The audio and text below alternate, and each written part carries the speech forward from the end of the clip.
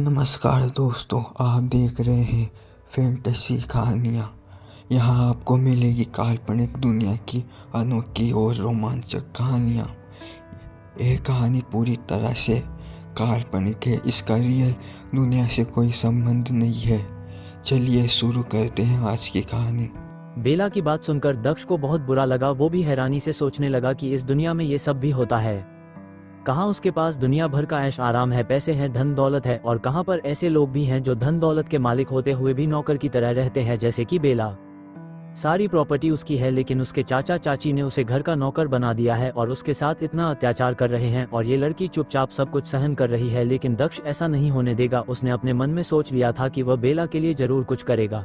दक्ष का बेला से कोई लेना देना नहीं है, लेकिन फिर भी वह किसी के साथ ऐसा गलत होते हुए नहीं देख सकता है। दक्ष ने गहरी सांस ली और कहा, तो तुम कब तक अपने चाचा चाची का अत्याचार सहन करने वाली हो? बेला, पता नहीं कब तक, लेकिन जब तक मेरे में हिम्मत है तब तक मैं सहन करूंगी। दक्ष, और वो गुंडे कौन थे जो तुम्हारे पीछे पड़े थे? बेला दुखी होकर कहती है, उन्हें मेरा शरीर चाहिए। बोलते हैं कि मेरे साथ एक रात सोना चाहते हैं। मैंने मना कर दिया तो मुझे जबरदस्ती उठाकर ले जा रहे थे। उन्हें ये भी पता चल गया कि मैं यहाँ पर जॉब करती हूँ, इसलिए रोज यहाँ आकर मुझे परेशान करके चले जाते हैं। रिसोर्ट के अंदर नहीं आ सकते क्योंकि यहाँ पर सिक्योरिटी है, वरना वो मुझे कहीं भी अकेला नहीं छोड़ते। बहुत डर लगने लगा है अब तो बाहर जाने से भी। न जाने कब वो मेरे पीछे आ जाए और मुझे कहीं ले जाए। बेला की बात सुनकर दक्ष को बहुत गुस्सा आया। वो अपनी जगह से खड़ा हो गया और बोला, तुम कैसी लड़की हो? तुम इतना सब कुछ चुपचाप सहन कर रही हो? क्या तुमने पुलिस वालों को बताया? बेला, कोई मतलब नहीं है। वह गुंडे बहुत पावरफुल है। मैंने सुना है कि पुलिस भी उनके आगे झुकती है, इसलिए कोई मतलब नहीं है किसी से कुछ कहने का। दक्ष, लेकिन मैं ये सब सहन नहीं कर सकता। मैं किसी भी लड़की के साथ ऐसा होते भी नहीं देख सकता। अब तुम देखो मैं क्या करता हूँ। दक्ष की बात सुनकर बेला जल्दी से अपनी जगह से खड़ी हुई और बोली, प्लीज आप ऐसा कुछ भी मत करना कि मेरी जिंदगी का सवाल है। अगर मेरे चाचा चाची ने मुझे घर से बाहर निकाल दिया तो फिर मेरा क्या होगा? मैं कहाँ जाऊंगी? आप ही बताइए।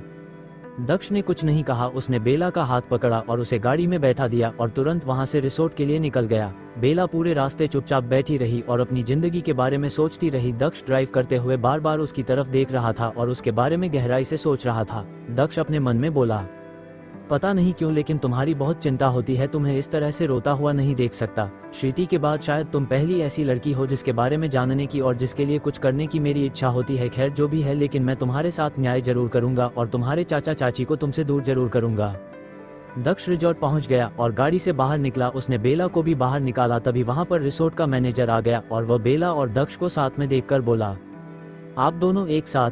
बेला ने अपना सर झुका लिया और बोली, वो इतना कहकर चुप हो गई। लेकिन तभी मैनेजर बोला, जाओ बेला, अपना काम संभालो। अब तुम्हारी लापरवाही ज्यादा नहीं चलेगी।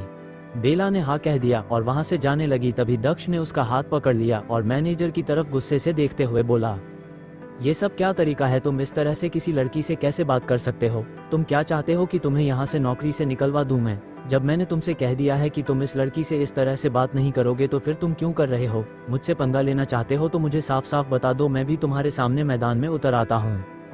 दक्ष की बात सुनकर मैनेजर डर गया और घबराते हुए बोला, ऐसी बात नहीं है सर, मैं तो बस ऐसे कह रहा था कि यह अपने काम पर ध्यान दें।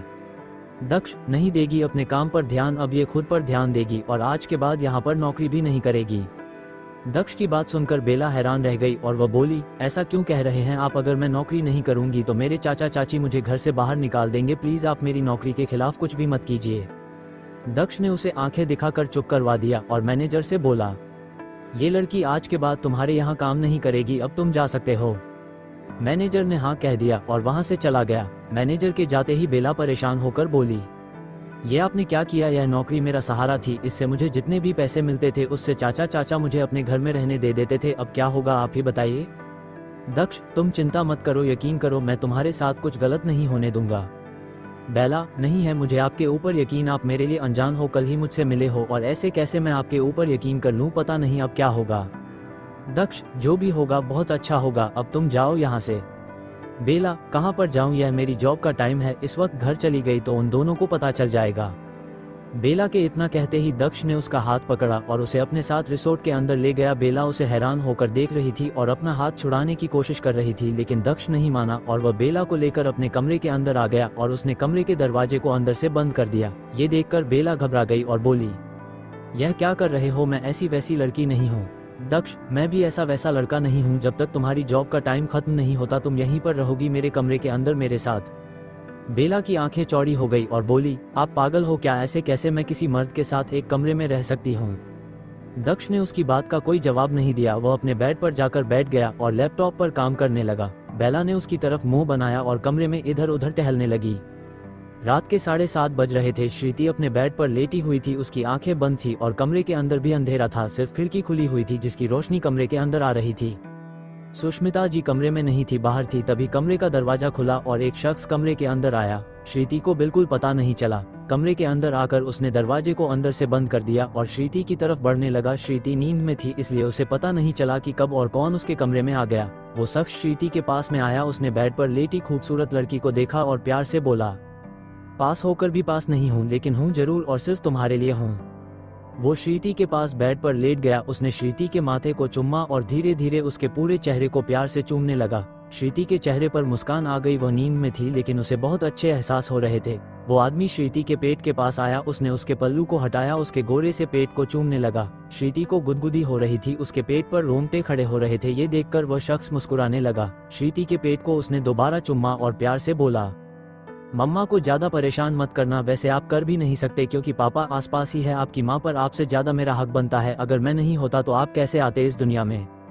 इतना कहकर वह शख्स मुस्कुराने लगा। उसने श्रुति के पेट पर अपना सिर रख लिया और आंखें बंद करके अपनी पत्नी और अपने बच्चों को महसूस करने लगा। श्रुति को बहुत खूबसूरत एहसास हो रहे थे, जैसे कि उसका असीम उसके पास है, बेहद पास है। वो शख्स श्रुति के पास लेटा हुआ था। तभी उसके फोन पर एक मैसेज का नोटिफिकेशन आया। उसने अपना फोन चेक किया और अपने मन में बोला, लगता है पहले इस मैटर को सॉल्व करना पड़ेगा।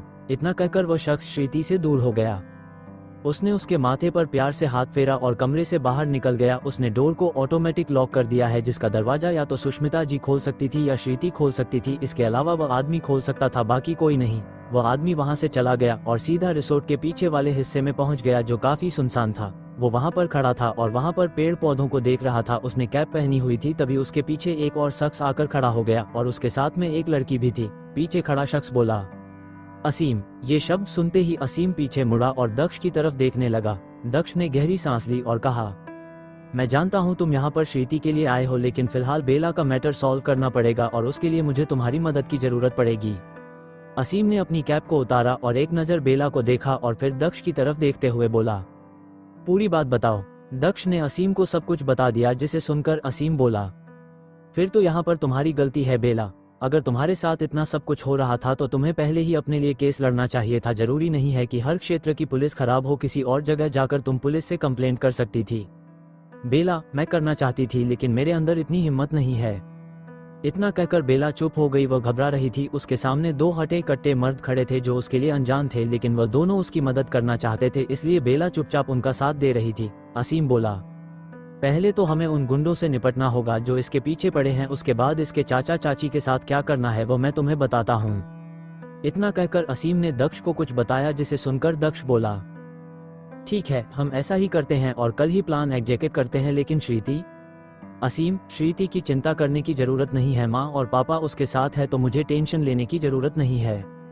दक्ष ने हाँ कह दिया। दक्ष के मुंह से श्रुति का नाम सुनकर बेला उसे हैरानी से देखने लगी। वह सोच रही थी कि श्रुति कौन है और वह दक्ष की क्या लगती है जो दक्ष को उसकी इतनी चिंता हो रही थी। असीम, अब तुम दोनों यहाँ से जाओ वरना कोई हम तीनों को साथ में देख लेगा तो प्रॉब्लम हो जाएगी। दक्ष ने हाँ कह दिया और वह बेला को लेकर वहां से चला गया। उसने बेला को गाड़ी में बिठाया और अपने साथ रिजॉर्ट से बाहर ले गया। कुछ देर बाद वह बेला के घर पहुंच गए। बेला गाड़ी से बाहर निकली और जाने लगी, लेकिन उसके दिमाग में अभी भी श्रुति का नाम चल रहा था।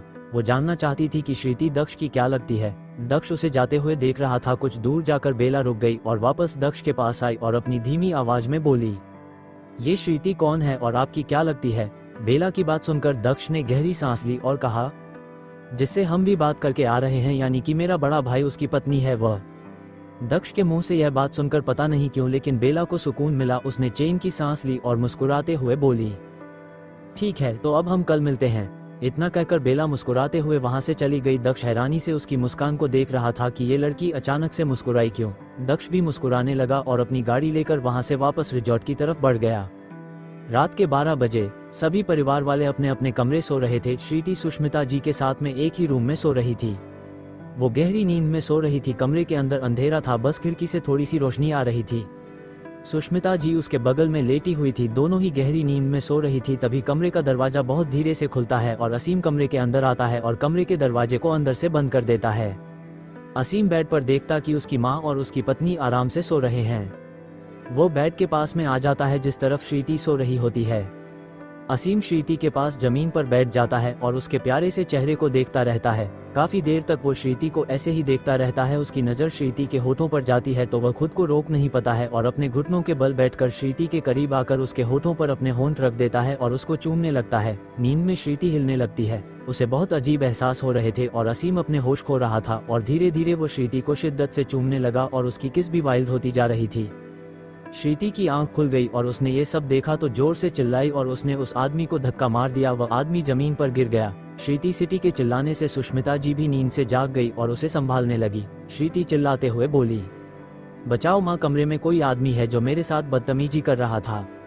सुष्मिता जी ने जमीन पर देखा तो एक आदमी जमीन पर बैठा हुआ था। ये देखकर वह भी डर गई। वह गुस्से से चिल्लाते हुए बोली, कौन हो तुम? हिम्मत कैसे हुई मेरी बहू के साथ ऐसा करने की? बाहर निकलो यहाँ से, मैं अभी पुलिस को बुलाती हूँ। सुष्मिता जी के इतना कहने पर वह आदमी अपनी जमीन से खड़ा हो गया। उसने अपना चेहरा झुका लिया था जिससे उसका चेहरा वो दोनों देख नहीं पाए। श्रीति उसे गौर से देखने लगी। उसे असीम का एहसास होने लगा। ऐसा लग रहा था जैसे असीम उसके सामने खड़ा है और जाहिर सी बात है वह उसकी पत्नी है तो अपने पति की बॉडी, चाल ढाल, बनावट सब कुछ वह पहचानती ही है। श्रीति गौर से उस आदमी को देख रही थी। तभी सुष्मिता जी बेड से उठ गई और उस आदमी की तरफ बढ़ने लगी, लेकिन तभी वह आदमी खिड़की से कूद गया और वहां से चला गया। ये देखकर सुष्मिता जी जोर से चिल्लाई, लेकिन तब तक वह आदमी जा चुका था। श्रीति तो अपनी जगह पर बैठी हुई थी। उसके दिमाग में एक ही सवाल घूम रहा था कि आदमी था कौन। सुष्मिता जी वापस श्रीति के पास आई और उसे संभालते हुए बोली, तुम ठीक तो हो ना बेटा? कुछ हुआ तो नहीं ना? श्रीति रोते हुए बोली, माँ, उस आदमी ने मेरे होठों को चूमा है, अब मैं असीम को क्या मुंह दिखाऊंगी? सुष्मिता जी दंग रह गई और गुस्से से बोली, हे भगवान, ये बदतमीज लोग और इस होटल की सिक्योरिटी को क्या हो गया है? कोई इस तरह से रूम में कैसे घुस सकता है? श्रीति, उसने तुम्हारे साथ और कुछ तो नहीं किया ना? श्रीति, नहीं माँ, और कुछ करता है। इससे पहले मेरी नींद खुल गई, पर माँ मुझे ऐसा क्यों लगता है कि वह आदमी असीम था। सुष्मिता जी, असीम कैसे हो सकता है बेटा? उसने थोड़ी देर पहले तो कॉल करके कहा था कि वह कल आएगा, और वैसे भी असीम ऐसी हरकतें क्यों करेगा और वह छुपकर तुम्हारे करीब क्यों आएगा? वह तो तुम्हारा पति है, उसे तुम्हारे ऊपर पूरा हक है कुछ भी करने का, तो वह तो सरेआम कर सकता है बेटा। इस तरह से चोर की तरह क्यों आएगा? तुम खुद सोचो। श्रीति, हाँ माँ, आप सही कह रही है, लेकिन प्लीज आप पुलिस को बुलाए। इस आदमी ने मेरे साथ गलत किया है, मुझे छूने की कोशिश की है जो मैं सहन नहीं कर सकती। अगर मेरे बच्चे को कुछ हो जाता तो मैं क्या करती? सुष्मिता जी उसे शांत करते हुए बोली, शांत हो जाओ बेटा, मैं अभी अमर जी से बात करती हूँ और दक्ष को भी बुला लेती हूँ। कुछ ही देर में श्रीति के कमरे के अंदर अमर जी, दक्ष और शीला जी आ गए। वह सब लोग परेशान थे और श्रीति बेड पर बैठकर रो रही थी। अमर जी सिंह उसे संभालते हुए बोले, क्या हुआ बेटा, तुम इतना क्यों रो रही हो? दक्ष श्रीति के बगल में बैठा हुआ था और उसे शांत कर रहा था, लेकिन श्रीति चुप ही नहीं हो रही थी। सुष्मिता जी, एक आदमी घुस गया था कमरे के अंदर, उसने श्रीति के साथ बदतमीजी करने की कोशिश की और इससे ज्यादा क्या किया वो मैं आपको नहीं बता सकती। अमर जी को बहुत गुस्सा आया। उन्होंने तुरंत रिजॉर्ट के पूरे स्टाफ को इकट्ठा कर दिया और सबको बुरी तरह से डांटा। इतनी लापरवाही कैसे हो सकती थी सबसे? दक्ष कुछ सोचने लगा, क्योंकि उन लोगों की सिक्योरिटी बहुत ज्यादा टाइट है। कोई भी श्रीति के पास नहीं पहुंच सकता जब तक असीम ना चाहे। कहीं इसका मतलब ये तो नहीं कि श्रीति के पास असीम ही आया था? दक्ष ने अपना सिर पीट लिया और अपने मन में बोला, ये असीम ने क्या किया? इतना बड़ा हंगामा खड़ा हो गया है, अब मैं इन सब लोगों को कैसे समझाऊं? दक्ष अपनी जगह से खड़ा हुआ और बोला, अभी बहुत रात हो गई है, हम लोग कल कुछ करते हैं। अभी इन सब बातों को छोड़िए, वैसे भी कल असीम आने वाला है, वो ही सब कुछ हैंडल करेगा। अमर जी, लेकिन फिर भी हमें पुलिस कंप्लेंट करनी चाहिए। दक्ष, पुलिस कंप्लेंट भी सुबह कर लेंगे, अभी रात के 12 बज रहे हैं, इस वक्त कोई मतलब नहीं है और अब कोई नहीं आएगा। श्रीति के कमरे में हम गार्ड्स को बाहर खड़ा कर देते हैं। दक्ष की बात सबने मान ली। दक्ष ने श्रीति के माथे पर हाथ रखा और कहा, अब तुम रोना बंद करो, तुम प्रेग्नेंट हो, तुमसे बार बार यह बात कहनी पड़ती है। अपने आप का और अपने बच्चों का ख्याल रखो, कल जब असीम आएगा तब वह सब ठीक कर देगा, ठीक है? श्रीति ने हाँ कह दिया और सुष्मिता जी के गले लग गई। दक्ष ने गहरी सांस ली और वह सब लोग कमरे से बाहर चले गए। श्रीति के कमरे के बाहर बहुत सारे गार्ड्स खड़े थे। सभी गार्ड्स का सिर झुका हुआ था, क्योंकि उन सबको पता था कि कमरे के अंदर असीम ही आकर गया है, यानी कि उनका बॉस। लेकिन वह बेचारे किसी से कुछ कह नहीं सकते थे, क्योंकि असीम ने सबको मना किया हुआ था। सब लोग वापस अपने कमरे के अंदर चले गए, लेकिन दक्ष अपनी गाड़ी में बैठकर कहीं चला गया। उसे नींद नहीं आ रही थी क्योंकि उसके दिमाग में बार बार बेला का चेहरा घूम रहा था। पता नहीं इस लड़की ने दक्ष के ऊपर क्या जादू कर दिया है जो अब ये बार बार उसके बारे में ही सोचता रहता है। सुष्मिता जी ने बड़ी मुश्किल से श्रीति को सुलाया और खुद भी सोने चली गई। उन दोनों को फिर से नींद आ गई थी। असीम श्रीति के कमरे के बाहर आया। गार्ड्स ने उसे देखकर फिर से सिर झुका लिया। कमरे का दरवाजा खुला और वह फिर से कमरे के अंदर आ गया और उसने इस बार कमरे का दरवाजा बंद नहीं किया और श्रीति के पास आया। उसने श्रीति के माथे पर हाथ रखा और प्यार से बोला, श्रीति मेरी जान, उठो। असीम की आवाज सुनते ही श्रीति ने अपनी आंख खोली और वह जैसे ही चिल्लाने वाली थी तभी असीम ने उसके मुंह पर हाथ रख दिया और अपने चेहरे से मास्क को हटा दिया। अपने सामने असीम को देखकर श्रीति की खुशी का कोई ठिकाना नहीं रहा। उसकी आंखों से आंसू बहने लगे। ये देखकर असीम ने उसके मुंह से अपना हाथ हटाया और श्रीति को अपनी गोद में उठा लिया और उसे कमरे से बाहर ले गया। असीम लिफ्ट के अंदर घुस गया और सीधा श्रीति को रिसोर्ट के सबसे ऊपर छत पर ले गया। श्रीति प्यार से असीम को देख रही थी। उसे तो यकीन नहीं हो रहा था कि असीम यहाँ पर आ गया था। अब श्रीति को भी बहुत अच्छा लगेगा क्योंकि उसका पति उसके साथ में है। असीम श्रीति को लेकर छत पर आया। वहां पर बहुत अच्छी सजावट की गई थी। जमीन पर बिस्तर लगे हुए थे और चारों तरफ मोमबत्तियां जल रही थी। असीम ने श्रीति जमीन पर यानी कि बिस्तर पर बिठा दिया और खुद भी उसके पास में बैठ गया। असीम को देखकर श्रीति प्यार से बोली, मुझे तो यकीन नहीं हो रहा कि आप आ गए, लेकिन इतनी रात को। असीम, मैं हर वक्त तुम्हारे पास था, तुम ही मुझे पहचान नहीं पाए।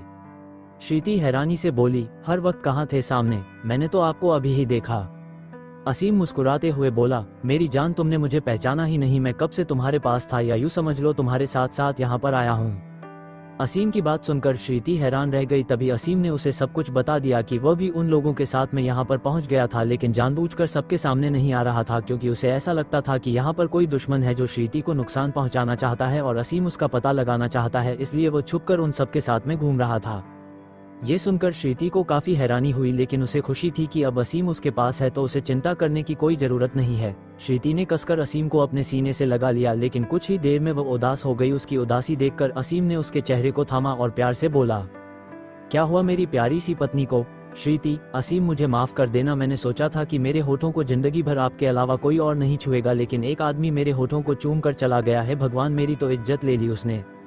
श्रीति की बात सुनकर असीम मुस्कुराने लगा। उसने श्रीति के गाल को कसकर चूम लिया और प्यार से बोला, कितनी प्यारी हो तुम श्रीति, इतनी ज्यादा। तुम्हें मेरे अलावा कोई नहीं छू सकता, मेरी मौजूदगी में भी और मेरी गैर मौजूदगी में भी नहीं। किसी की इतनी औकात नहीं है कि असीम की श्रीति को हाथ भी लगा पाए। तुम्हारे होठों को, तुम्हारे शरीर के एक एक अंग को छूने का हक सिर्फ मेरा है, मेरे अलावा तुम्हें कोई नहीं छू सकता।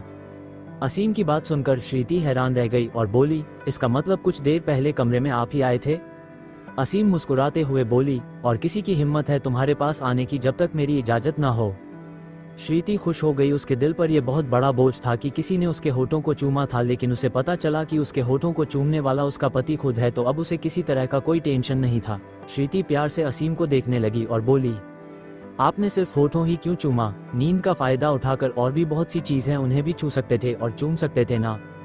असीम, अगर उन्हें छूने और चूमने लग जाता तो फिर हम दोनों के कपड़े ही उतर जाते हैं और फिर हम दोनों आगे बढ़ जाते हैं, जिससे कि हमारे होने वाले बच्चे को तकलीफ हो सकती थी, और पास में हमारी माँ भी तो सो रही थी। उनके सामने ऐसी हरकतें कर सकता हूँ क्या मैं? श्रीति मुंह बनाते हुए बोली, अच्छा, अपनी माँ के सामने आप अपनी पत्नी के होठों को चूम सकते हैं, लेकिन थोड़ा आगे नहीं बढ़ सकते? बड़ी अजीब मर्यादा है आपकी भी। श्रीति के इतना कहते ही असीम ने उसे नीचे बिस्तर पर लेटा दिया और खुद उसके ऊपर चढ़ आया। उसने श्रीति की साड़ी के पल्लू को हटा दिया, उसके ब्लाउज के बटन खोल दिए। श्रीति हैरान रह गई और असीम उसके दोनों सिनों को चूमने लगा। श्रीति के मुंह से सिसकियां निकल रही थी और असीम दीवानों की तरह उसे चूम रहा था। श्रीति को शर्म आ रही थी क्योंकि उसका ब्लाउज खुला हुआ था और उसके सीने दिख रहे थे। अगर कोई उन्हें देख लेता तो कैसा होता, लेकिन असीम पूरी तरह से श्रीति के ऊपर लेटा हुआ था, जिस वजह से उसका सीना असीम के अलावा और किसी को नहीं दिख रहा था। असीम श्रीति के सीनों को चूम रहा था, काट रहा था, दबा रहा था और उसे पूरी तरह से परेशान कर रहा था। श्रीति की हालत खराब हो रही थी, वह तेज तेज सांस ले रही थी। असीम श्रीति को चूमे जा रहा था और अपने होश खो रहा था। श्रीति आराम से अपनी आंखें बंद करके असीम की छुअन को महसूस कर रही थी। उसे बहुत अच्छा लग रहा था असीम के साथ। कुछ देर बाद असीम रुक गया तो श्रीति उसे हैरानी से देखने लगी। वह समझ गई थी कि अब असीम उसके साथ कुछ नहीं करेगा। श्रीति उदास हो गई। असीम ने उसके ब्लाउज को बंद कर दिया और उसे अपनी गोद में उठा लिया और उसे लेकर वहां से जाने लगा। श्रीति उसे हैरानी से उसे देखते हुए बोली, हम कहाँ जा रहे हैं? ये कहते हुए श्रीति रुक गई और कुछ सोचते हुए बोली, अच्छा, आप मुझे मेरे कमरे में छोड़ रहे हैं ना? ठीक है, छोड़ दीजिए। मैंने तो कहा नहीं था कि मुझे यहाँ पर लेकर आए। असीम ने श्रीति की बात का कोई जवाब नहीं दिया। वो उसे लिफ्ट से होते हुए नीचे ले आया और एक कमरे की तरफ बढ़ने लगा। श्रीति उस कमरे को देखते हुए बोली, यह मेरा कमरा नहीं है। असीम, हाँ ये तुम्हारा कमरा नहीं है, ये हम दोनों का कमरा है। इतना कहकर असीम कातिल मुस्कान लिए श्रीति को उस कमरे के अंदर ले आया। उसने श्रीति को बेड पर लेटा दिया और कमरे के दरवाजे को अंदर से बंद कर दिया। ये सब देखकर श्रीति काफी एक्साइटेड हो रही थी। असीम उसे कातिल निगाहों से देखते हुए उसकी तरफ बढ़ रहा था। श्रीति के चेहरे पर भी कातिल मुस्कान थी। उसने अपने बालों को बेहद अदा से झटका और एक उंगली दिखाकर असीम को अपने करीब बुलाने लगी। ये देखकर असीम तो उसका दीवाना हो गया। उसने अपनी शर्ट को उतार कर फेंक दिया और तेजी से बेड पर आ गया। उसने श्रीति के होठों पर अपने होंठ रख दिए और दोनों पागलों की तरह एक दूसरे को चूम रहे थे।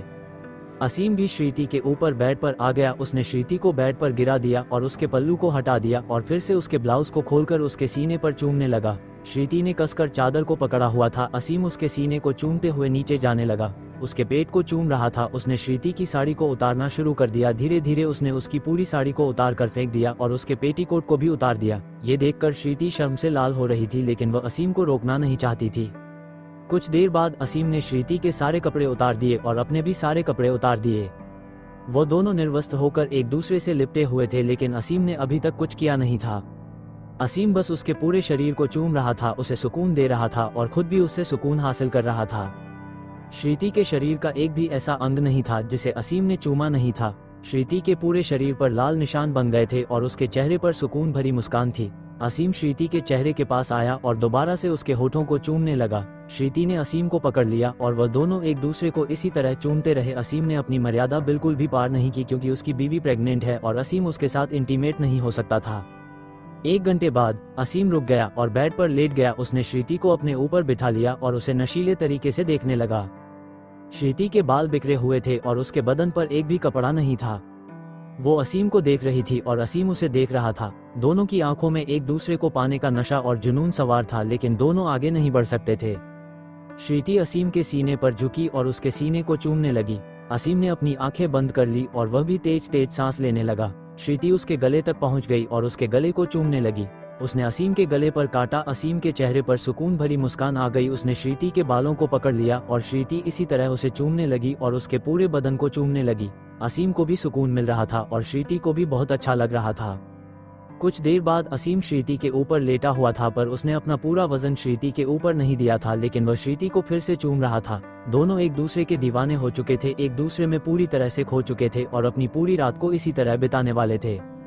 रात के 2 बजे बेला को नींद नहीं आ रही थी। उसे चिंता हो रही थी, पता नहीं उसके साथ क्या होने वाला था, उसकी जिंदगी में आगे क्या लिखा था, क्योंकि उसे तो अभी सब कुछ अंधेरा ही नजर आ रहा था। दक्ष उसे बुरा नहीं लगता था, लेकिन वह किसी अनजान पर यकीन भी नहीं कर सकती थी। भला इस स्वार्थी दुनिया में कोई क्यों किसी की मदद करेगा, लेकिन फिर भी उसने आज दक्ष और उसके भाई के ऊपर यकीन किया था। क्या पता वो उसकी जिंदगी को सुधार सके। बेला बेड से उठ गई और खिड़की पर जाकर बैठ गई और बाहर का नजारा देखने लगी। बाहर एकदम शांति थी, किसी की आवाज नहीं थी, चांद की रोशनी पड़ रही थी और बेला उदासी से बैठी हुई थी। उसने गहरी सांस ली और आसमान को देखते हुए बोली, काश आप मुझे छोड़कर नहीं जाते मम्मी पापा, तो आज मुझे परायों की मदद नहीं लेनी पड़ती और अपनों से ही खतरा नहीं होता। कैसी जिंदगी बन गई है।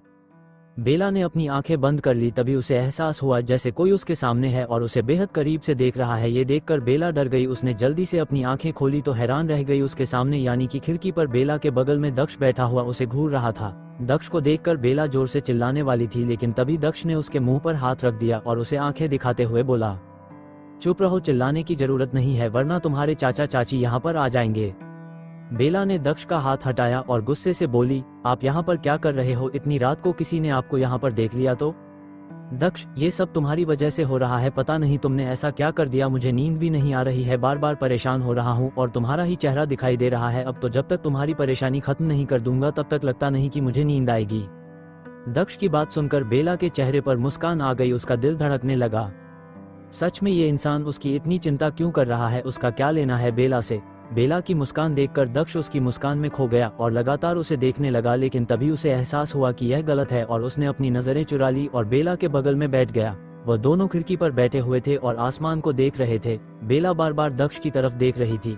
अजीब था ना, एक अनजान आदमी उसके पास में आकर बैठ गया है और दोनों को एक दूसरे से कोई प्रॉब्लम नहीं है, दोनों दूसरे के साथ वक्त बिता रहे हैं। बेला मुस्कुराते हुए बोली, वैसे कितने बच्चे हैं आपके? बेला की बात सुनकर दक्ष हैरान रह गया। उसने बेला को घूरा और कहा, तुम्हें मुझे देखकर ऐसा लगता है क्या कि मेरे बच्चे हैं? बेला, तो क्या आपका पोता और पोती भी है? हे भगवान, आप इतने भी बूढ़े नहीं लगते। बेला की बात सुनकर दक्ष ने उसे गुस्से से घूरा और कहा, ओह हेलो मैडम, एक तो तुम्हारी मदद कर रहा हूँ, ऊपर से तुम मुझे बूढ़ा बता रही हो। अरे मेरी अभी तक शादी भी नहीं हुई है, तो बच्चे और पोता पोती कहाँ से आ गए?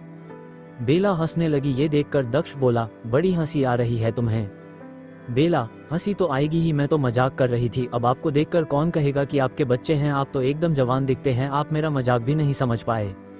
दक्ष बेला की मुस्कान को देख रहा था, उसके देखने के तरीके को, उसकी आंखों के जुनून को देखकर बेला को शर्म आ गई। उसने अपनी नजर चुरा ली। ये देखकर दक्ष के चेहरे पर मुस्कान आ गई और वह बोला, वैसे तुम्हारे कितने बच्चे हैं, 10, 15 या 20?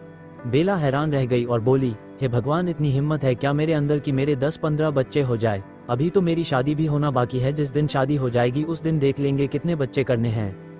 दक्ष मुस्कुराने लगा और बोला, मेरे हिसाब से तुम्हें 10 बच्चे तो पैदा करना ही चाहिए। बेला, अच्छा लेकिन ऐसा क्यों? दक्ष, बस ऐसे ही जो मुंह में आया वो बोल दिया। दोनों फिर से खामोश हो गए और आसमान को देखने लगे। बेला, आपको नहीं लगता हम दोनों इतने अनजान होकर भी इस तरह की बातें करते हैं एक दूसरे से, जो कि सामान्य बात नहीं है? दक्ष, कई बार अनजान लोगों के सामने हम ज्यादा खुलकर बोल पाते हैं अपने दिल की बातों को, इसलिए मैंने तुमसे कह दिया और तुमने मुझसे कह दिया। बेला, सही कहा आपने, और मैं तो बहुत बोलना चाहती हूँ लेकिन कोई सुनने के लिए ही तैयार नहीं है। आप ही ऐसे पहले इंसान है जिससे मैंने इतनी बातें की है, वरना मैं तो चुप ही रहती हूँ। दक्ष ने गहरी सांस ली और बोला, अब मैं तुम्हें जो बताने जा रहा हूँ उसे ध्यान से सुनो। इतना कहकर दक्ष ने बेला से कुछ कहा, जिसे सुनकर बेला डर गई और बोली, प्लीज ऐसा नहीं करते हैं ना, मुझे बहुत डर लगता है उन लोगों से, पता नहीं वो मेरे साथ क्या करेंगे। दक्ष, तुम्हें मुझ पर और मेरे भाई पर यकीन रखना होगा। हम तुम्हारा फायदा नहीं उठाना चाहते, हम बस तुम्हारी मदद करना चाहते हैं, और मेरा भाई ये सब मेरी वजह से कर रहा है और मैं सिर्फ तुम्हारे लिए सब करना चाहता हूँ। यकीन रखो, तुम्हें उन गुंडों से छुटकारा मिल जाएगा। बेला डर रही थी, उसे यकीन तो हो रहा था लेकिन उसका डरना भी जायज था, वह गुंडे थे ही इतने खतरनाक। दक्ष ने देखा बेला काफी परेशान थी। दक्ष ने अपना हाथ उसके हाथ की तरफ बढ़ा दिया लेकिन हवा में ही अपने हाथ को रोक दिया और अपने मन में बोला, नहीं दक्ष, ये कुछ ज्यादा ही हो रहा है, तुम बहक रहे हो इस लड़की के लिए जो कि गलत है, लेकिन मैं क्या करूं, मुझे इसकी बहुत चिंता होती है, मुझे ये बहुत अपनी लगती है, इसकी तकलीफ मुझे तकलीफ देती है, जिस कारण मैं चैन नहीं ले पा रहा हूं। इतना कहकर दक्ष ने बेला के हाथ को पकड़ लिया। बेला उसे देखने लगी तो दक्ष ने अपनी पलकें झपकाकर कहा, मैं हमेशा तुम्हारे साथ हूँ, सिर्फ इस मुसीबत में तुम्हारी मदद नहीं कर रहा हूँ। अगर जिंदगी में कभी भी कोई मुसीबत आई या किसी ने कभी तुम्हारे साथ कुछ गलत करने की कोशिश की तो दक्ष हमेशा तुम्हारे साथ खड़ा रहेगा, या यूं कहो तुम्हारे आगे खड़ा रहेगा, एक चट्टान बनकर। दक्ष की बात सुनकर बेला उसकी आंखों में देखते हुए बोली, इतना सब कुछ क्यों कर रहे हैं आप मेरे लिए, जबकि हमारे बीच में ना दोस्ती है ना दुश्मनी? दक्ष उसकी आंखों में देखते हुए बोला, शायद अभी कुछ नहीं है लेकिन मुझे ऐसा लगता है बेला कि आने वाले समय में बहुत कुछ हो सकता है हम दोनों के बीच में, और यह उसी की शुरुआत है। दक्ष की बात सुनकर बेला का दिल धड़कने लगा। उसने अपनी आंखें कसकर बंद कर ली और अपने आप को शांत करने लगी। दक्ष ने उसके हाथ को छोड़ दिया। ये देखकर बेला ने अपनी आंखें खोली और उसने देखा कि दक्ष खिड़की से उतरकर बाहर जा रहा था। ये देखकर बेला बेचैन हो गई और बोली, आप क्यों जा रहे हैं?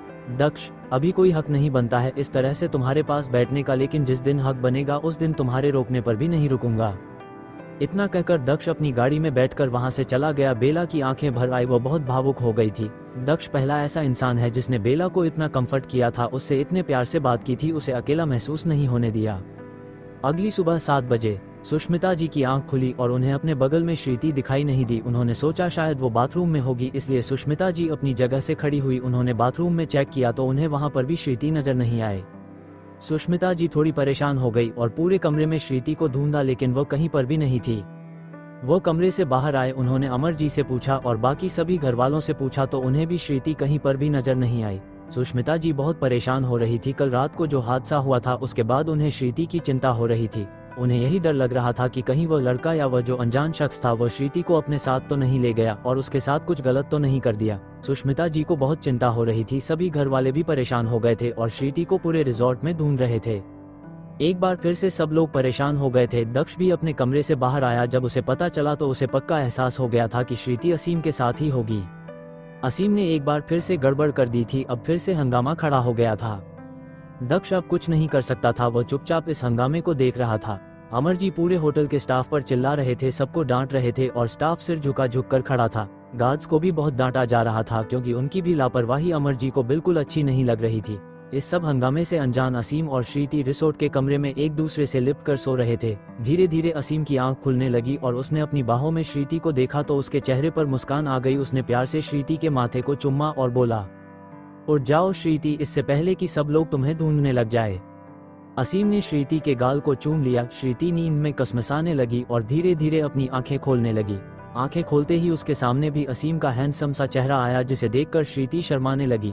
असीम को उसके ऊपर बहुत प्यार आ रहा था। वह दोनों एक दूसरे से लिपट कर लेट हुए थे और एक दूसरे की आंखों में देख रहे थे। तभी असीम का फोन बजने लगा। उसने साइड से अपना फोन लिया और देखा तो दक्ष उसे फोन कर रहा था। असीम कॉल अटेंड करते हुए बोला, हाँ बोलो।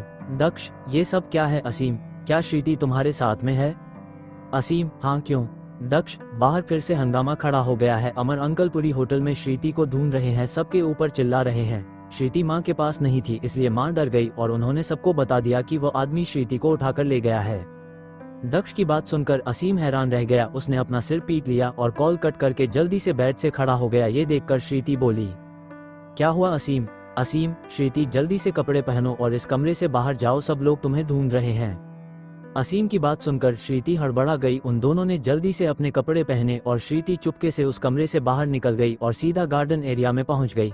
श्रीति को सही सलामत गार्डन पहुंचाकर असीम ने चैन की सांस ली और वह भी एक तरफ जाकर खड़ा हो गया ताकि किसी को उसके ऊपर शक न हो और घर वाले उसे पहचाने ना। श्रीति को गार्डन में सही सलामत देखकर एक गार्ड भागता हुआ रिसोर्ट के अंदर अमर जी के पास में आया और बोला, ठाकुर साहब, बहू रानी तो सही सलामत गार्डन में है, आप चलकर देख लीजिए एक बार। गार्ड की बात सुनकर सारे घर वाले बाहर आए तो उन्होंने देखा श्रीति गार्डन में चुपचाप बैठी हुई थी। श्रीति को देखकर सबने चैन की सांस ली, लेकिन अमर जी को गुस्सा आया। वो उसके पास आए और थोड़ा नाराजगी से बोले, ये सब क्या है बेटा? मैं पता है असीम यहाँ पर नहीं है तो हमें तुम्हारी बहुत चिंता होती है। इस तरह से बिना बताए तुम यहाँ पर कैसे आ सकती हो? श्रीति, सॉरी पापा जी, मुझे नींद नहीं आ रही थी, इसलिए मैं सुबह जल्दी उठकर गार्डन में आ गई और मैं माँ को नींद से नहीं जगाना चाहती थी, इसलिए मैंने उन्हें कुछ भी नहीं बताया। सुष्मिता जी, ये बहुत गलत किया तुमने। तुम्हें पता है मुझे तुम्हारी कितनी चिंता हो रही थी, ऊपर से तुम प्रेग्नेंट हो। नन्हे से बच्चे को कुछ हो गया तो हम सब क्या करेंगे बेटा? श्रीति ने अपनी नज़र झुका ली और सॉरी बोलने लगी। शीला जी आगे आई और बोली, ये लड़की ऐसी ही है, इसको बहुत ज्यादा सिर चढ़ाकर रखा हुआ है आप सब लोगों ने। शीला जी भूल गई थी कि उन्हें तो श्रीति के साथ अच्छा बनने का नाटक करना था, लेकिन फ्लो में वो श्रीति को बुरा बोल गई, जिससे सब लोग उनकी तरफ हैरानी से देखने लगे। तभी शीला जी अपनी बात बदलते हुए बोली, मेरे कहने का मतलब ये है कि अभी यह प्रेग्नेंट है ना, इसलिए छोटी बच्ची बन गई है और सर चढ़ गई है, लेकिन कोई बात नहीं, समझ जाएगी धीरे धीरे। चलो श्रीति बेटा, आराम कर लो थोड़ी देर। श्रीति ने हाँ कह दिया और वह सबके साथ रिसोर्ट के अंदर चली गई। उसके जाते ही असीम एक झाड़ी के पीछे से बाहर आया और शीला जी को देखते हुए अपने मन में बोला, जी 3, वाह क्या गेम खेलती है आप भी माँ, सच में मानना पड़ेगा आपको, लेकिन आप कुछ कर नहीं पाएंगे मेरी श्रीति के साथ, क्योंकि मैं हमेशा उसके पास हूँ। असीम वहाँ खड़ा था, तभी दक्ष उसके पास में आया और बोला, तो क्या सोचा है सिम तुमने उन गुंडों के बारे में? असीम, जो मैंने प्लान बताया था बिल्कुल वैसा ही होगा। दक्ष, लेकिन श्रीति को एक पल के लिए भी हम अकेला नहीं छोड़ सकते हैं। असीम, श्रीति के पास माँ, पापा और गार्ड्स एनी टाइम रहेंगे। गार्ड्स को तो मैंने समझा दिया कि कैसे क्या करना है और बाकी परिवार वाले तो है ही उसका ख्याल रखने के लिए। अब हमें फिलहाल उन गुंडों से लड़ना होगा। दक्ष ने हाँ कह दिया और अपने प्लान के अकॉर्डिंग वह दोनों वहां से चले गए। एक सुनसान का गार्डन था जहां पर ज्यादा लोग नहीं थे, या फिर यूं कहे कोई भी इंसान वहां मौजूद नहीं था। वहां घने वो और बड़े बड़े पेड़ थे, आसपास पक्षियों की आवाज आ रही थी। बेला इस गार्डन के अंदर आ गई और एक बेंच पर जाकर चुपचाप बैठ गई। उससे जो दक्ष ने कहा था वो वही कर रही थी। जो गुंडे बेला को परेशान करते हैं वो अक्सर इसी वक्त इस गार्डन में आया करते हैं और नशीले पदार्थों का सेवन करते हैं, क्योंकि यहाँ पर उन्हें कोई देख नहीं सकता है। बेला चुपचाप बैठी हुई थी, तभी उसे 3-4 लड़कों की आवाज आने लगी। बेला घबराने लगी, लेकिन उसने अपनी आंखें बंद कर ली और दक्ष के चेहरे को याद करने लगी। तभी वह 3-4 लड़के वहां पर आ गए और बेला को देखकर अपनी गंदी नजर दौड़ाने लगे। एक लड़का आगे आया और बोला, अरे वाह, आज तो 2 चीजों का नशा करेंगे, एक तो इसका नशीले पदार्थ और दूसरा इस आइटम का। उन लड़कों की बात सुनकर बेला डर रही थी, लेकिन उनकी तरफ देख नहीं रही थी। तभी वह तीनों आगे आए और बेला की तरफ बढ़ने लगे। ये देखकर बेला डर रही थी, लेकिन कुछ बोल नहीं रही थी। वह तीनों लड़के एक साथ जैसे ही बेला को छूने वाले थे, तभी किसी ने पीछे से उन तीनों आदमियों को लात मार दी। तीनों के तीनों जमीन पर गिर गए और वहां पर हंगामा खड़ा हो गया। तीनों ने जब देखा तो उनके सामने 2 आदमी खड़े थे, एक दक्ष और दूसरा असीम, और वह दोनों गुस्से से उन गुंडों को देख रहे थे। दक्ष ने बेला की तरफ हाथ बढ़ा दिया। बेला से अपनी जगह से खड़ी हो गई और दक्ष के पास चली गई।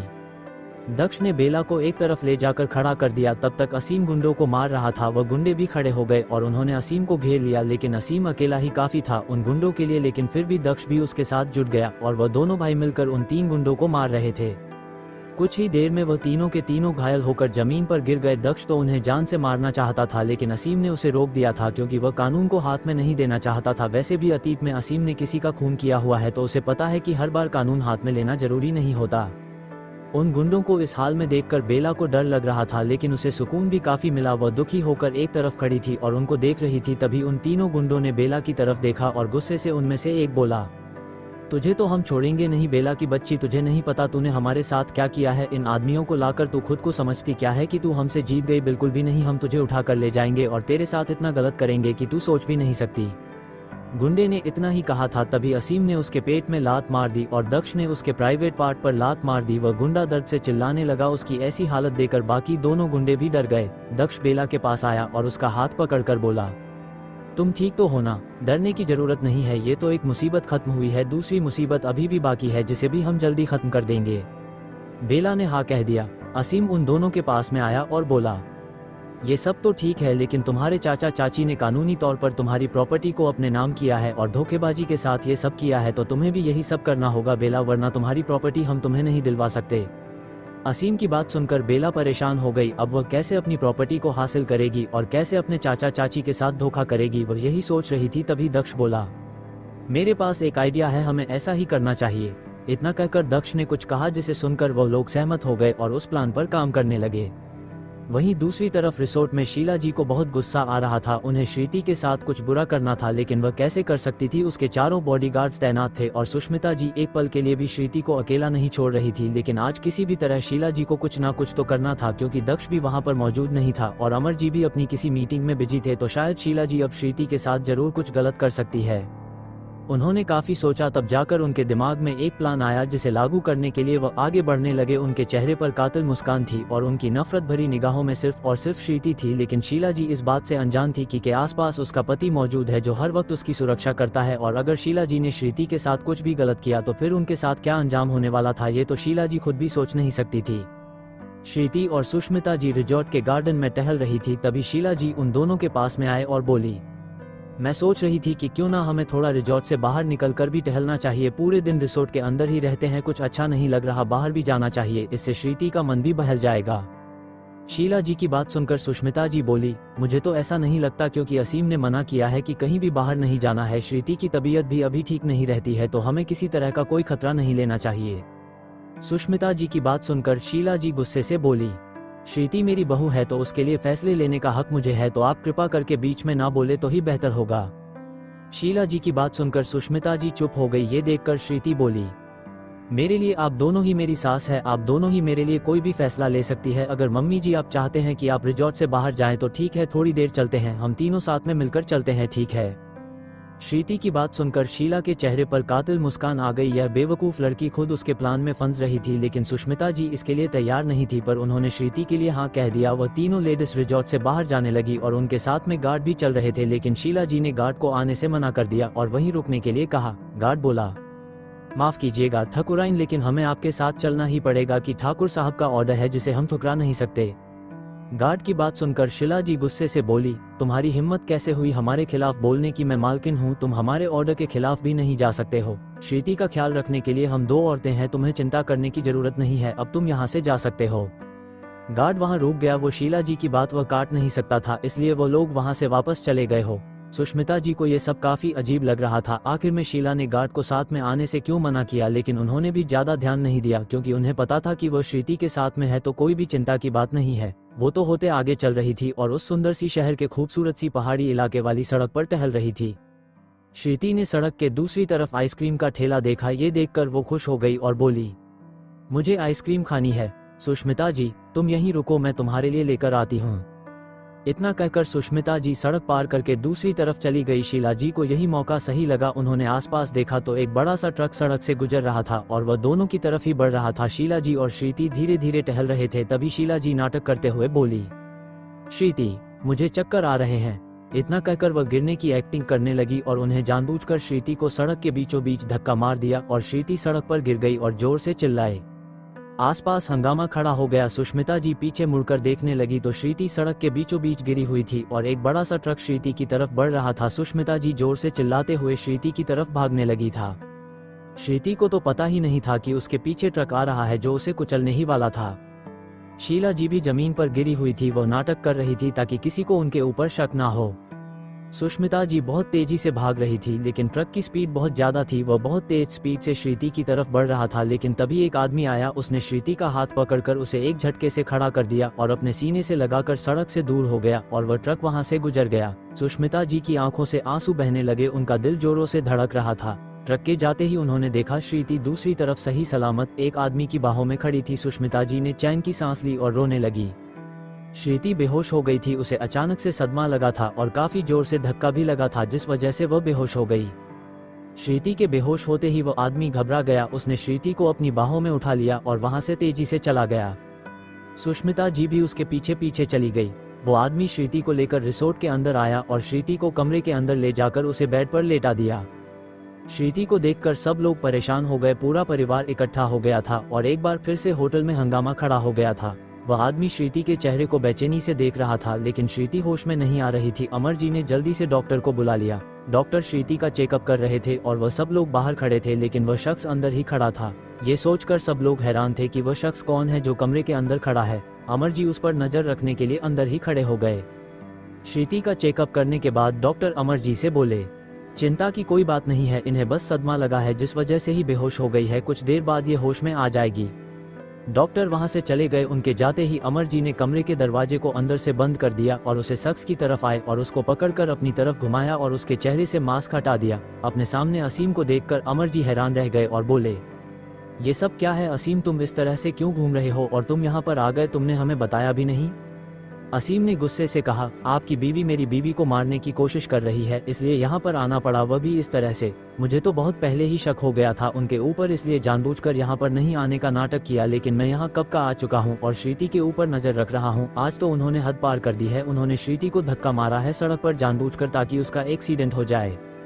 असीम की बात सुनकर अमर जी के पैर तले जमीन खिसक गई और वो गुस्से से बोले, तुम्हें पता भी है तुम शीला के बारे में क्या कह रहे हो? वो माँ है तुम्हारी, ऐसे कैसे तुम उसके खिलाफ बोल सकते हो? असीम, नहीं है वह मेरी माँ। अगर मेरी माँ होती तो मेरी बीवी और मेरे बच्चे के साथ ऐसा नहीं करती। मेरी माँ सिर्फ सुष्मिता आंटी है, उन्होंने मुझे जन्म दिया है और वही अपना माँ का फर्ज निभा रही है और एक सांस होने का फर्ज भी निभा रही है। आपको मुझ पर यकीन नहीं है ना, तो मैं आपको सबूत दिखा दूंगा पापा, फिर आप मान लेना कि शीला ठाकुर अब बहुत ज्यादा गिर चुकी है। इतना कहकर असीम ने अपना फोन निकाला और उस पर अमर जी को कुछ दिखाई, जिसे देखकर अमर जी भी हैरान रह गए। उन्हें धक्का सा लगा था। उन्हें यकीन नहीं हो रहा था कि शीला की नफरत इतनी आगे बढ़ जाएगी कि वो श्रीति की जान लेने पर भी उतर आएगी। अमर जी को बहुत गुस्सा आया और वो बोले, अगर यह सच है ना तो शीला को मुझसे कोई नहीं बचा सकता। उसकी हिम्मत कैसे हुई मेरे घर में ये सब करने की?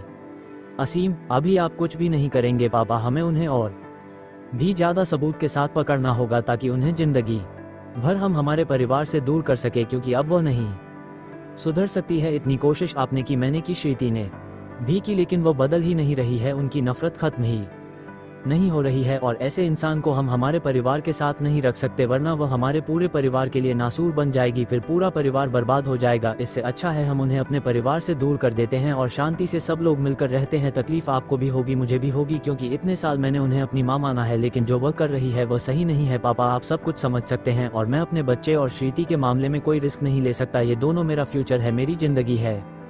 असीम की बात सुनकर अमर जी उदास हो गए। उनका तो दिल टूट गया था। उन्होंने कभी शीला से प्यार नहीं किया था, लेकिन उसे एक पत्नी होने के सारे हक दिए थे और वह इज्जत भी दी थी, लेकिन शीला ने बदले में कभी कुछ नहीं दिया। हमेशा लड़ाई झगड़ा, दादागिरी, और अब वह ये सब कर रही थी सिर्फ और सिर्फ अपने घमंड के लिए और बदला लेने के लिए। यह सही नहीं था। अगर आज श्रीति को कुछ हो जाता तो सब लोग क्या करते? अमर जी को शीला से नफरत हो रही थी, लेकिन उन्हें एक बात की खुशी थी कि वक्त रहते शीला की सच्चाई उनके सामने आ गई, ताकि घर में कुछ बुरा होने से पहले ही सब कुछ संभल गया। अमर जी बोले, असीम, तुम जो करना चाहते हो करो, मैं तुम्हें नहीं रोकूंगा। बेटा, मेरे लिए भी श्रीति और मेरा पोता या पोती बहुत जरूरी है। उनकी जिंदगी के साथ में कोई खिलवाड़ नहीं होने दे सकता। शीला को सबक मिलना ही चाहिए। अगर उसने गलती की होती तो मैं उसे माफ कर देता, लेकिन उसने श्रीति की जान लेने की कोशिश की है और यह गुनाह है जो कोई छोटी बात नहीं होती है। असीम, उसे कानून के हवाले करना ही सही रहता है, वरना वो इससे भी बड़ा और भयानक गुनाह कर सकती है। असीम ने हाँ कह दिया और वह गुस्से से बोला, अब आप सब कुछ मेरे ऊपर छोड़ दीजिए पापा, और वही होगा जो मैं चाहूंगा, लेकिन अभी आप उनसे कुछ भी नहीं कहेंगे। मिसेज शीला ठाकुर को यही लगना चाहिए कि अभी किसी को उनकी सच्चाई नहीं पता है। अमर जी ने हाँ कह दिया और चुपचाप कमरे से बाहर चले गए। उनके जाते ही असीम श्रीति के पास आया, उसका हाथ पकड़कर उसके हाथ को चूमते हुए बेचैनी से बोला, श्रीति सच में तुम्हें तो एक पल के लिए भी अकेला छोड़ने जैसा नहीं है। मेरी मासूम सी पत्नी अपने आसपास की बुराई से इतना अनजान है कि हर किसी पर विश्वास कर लेती है, लेकिन तुम चिंता मत करो, तुम्हारा पति हमेशा तुम्हारे साथ है, वह तुम्हें कभी कुछ नहीं होने देगा।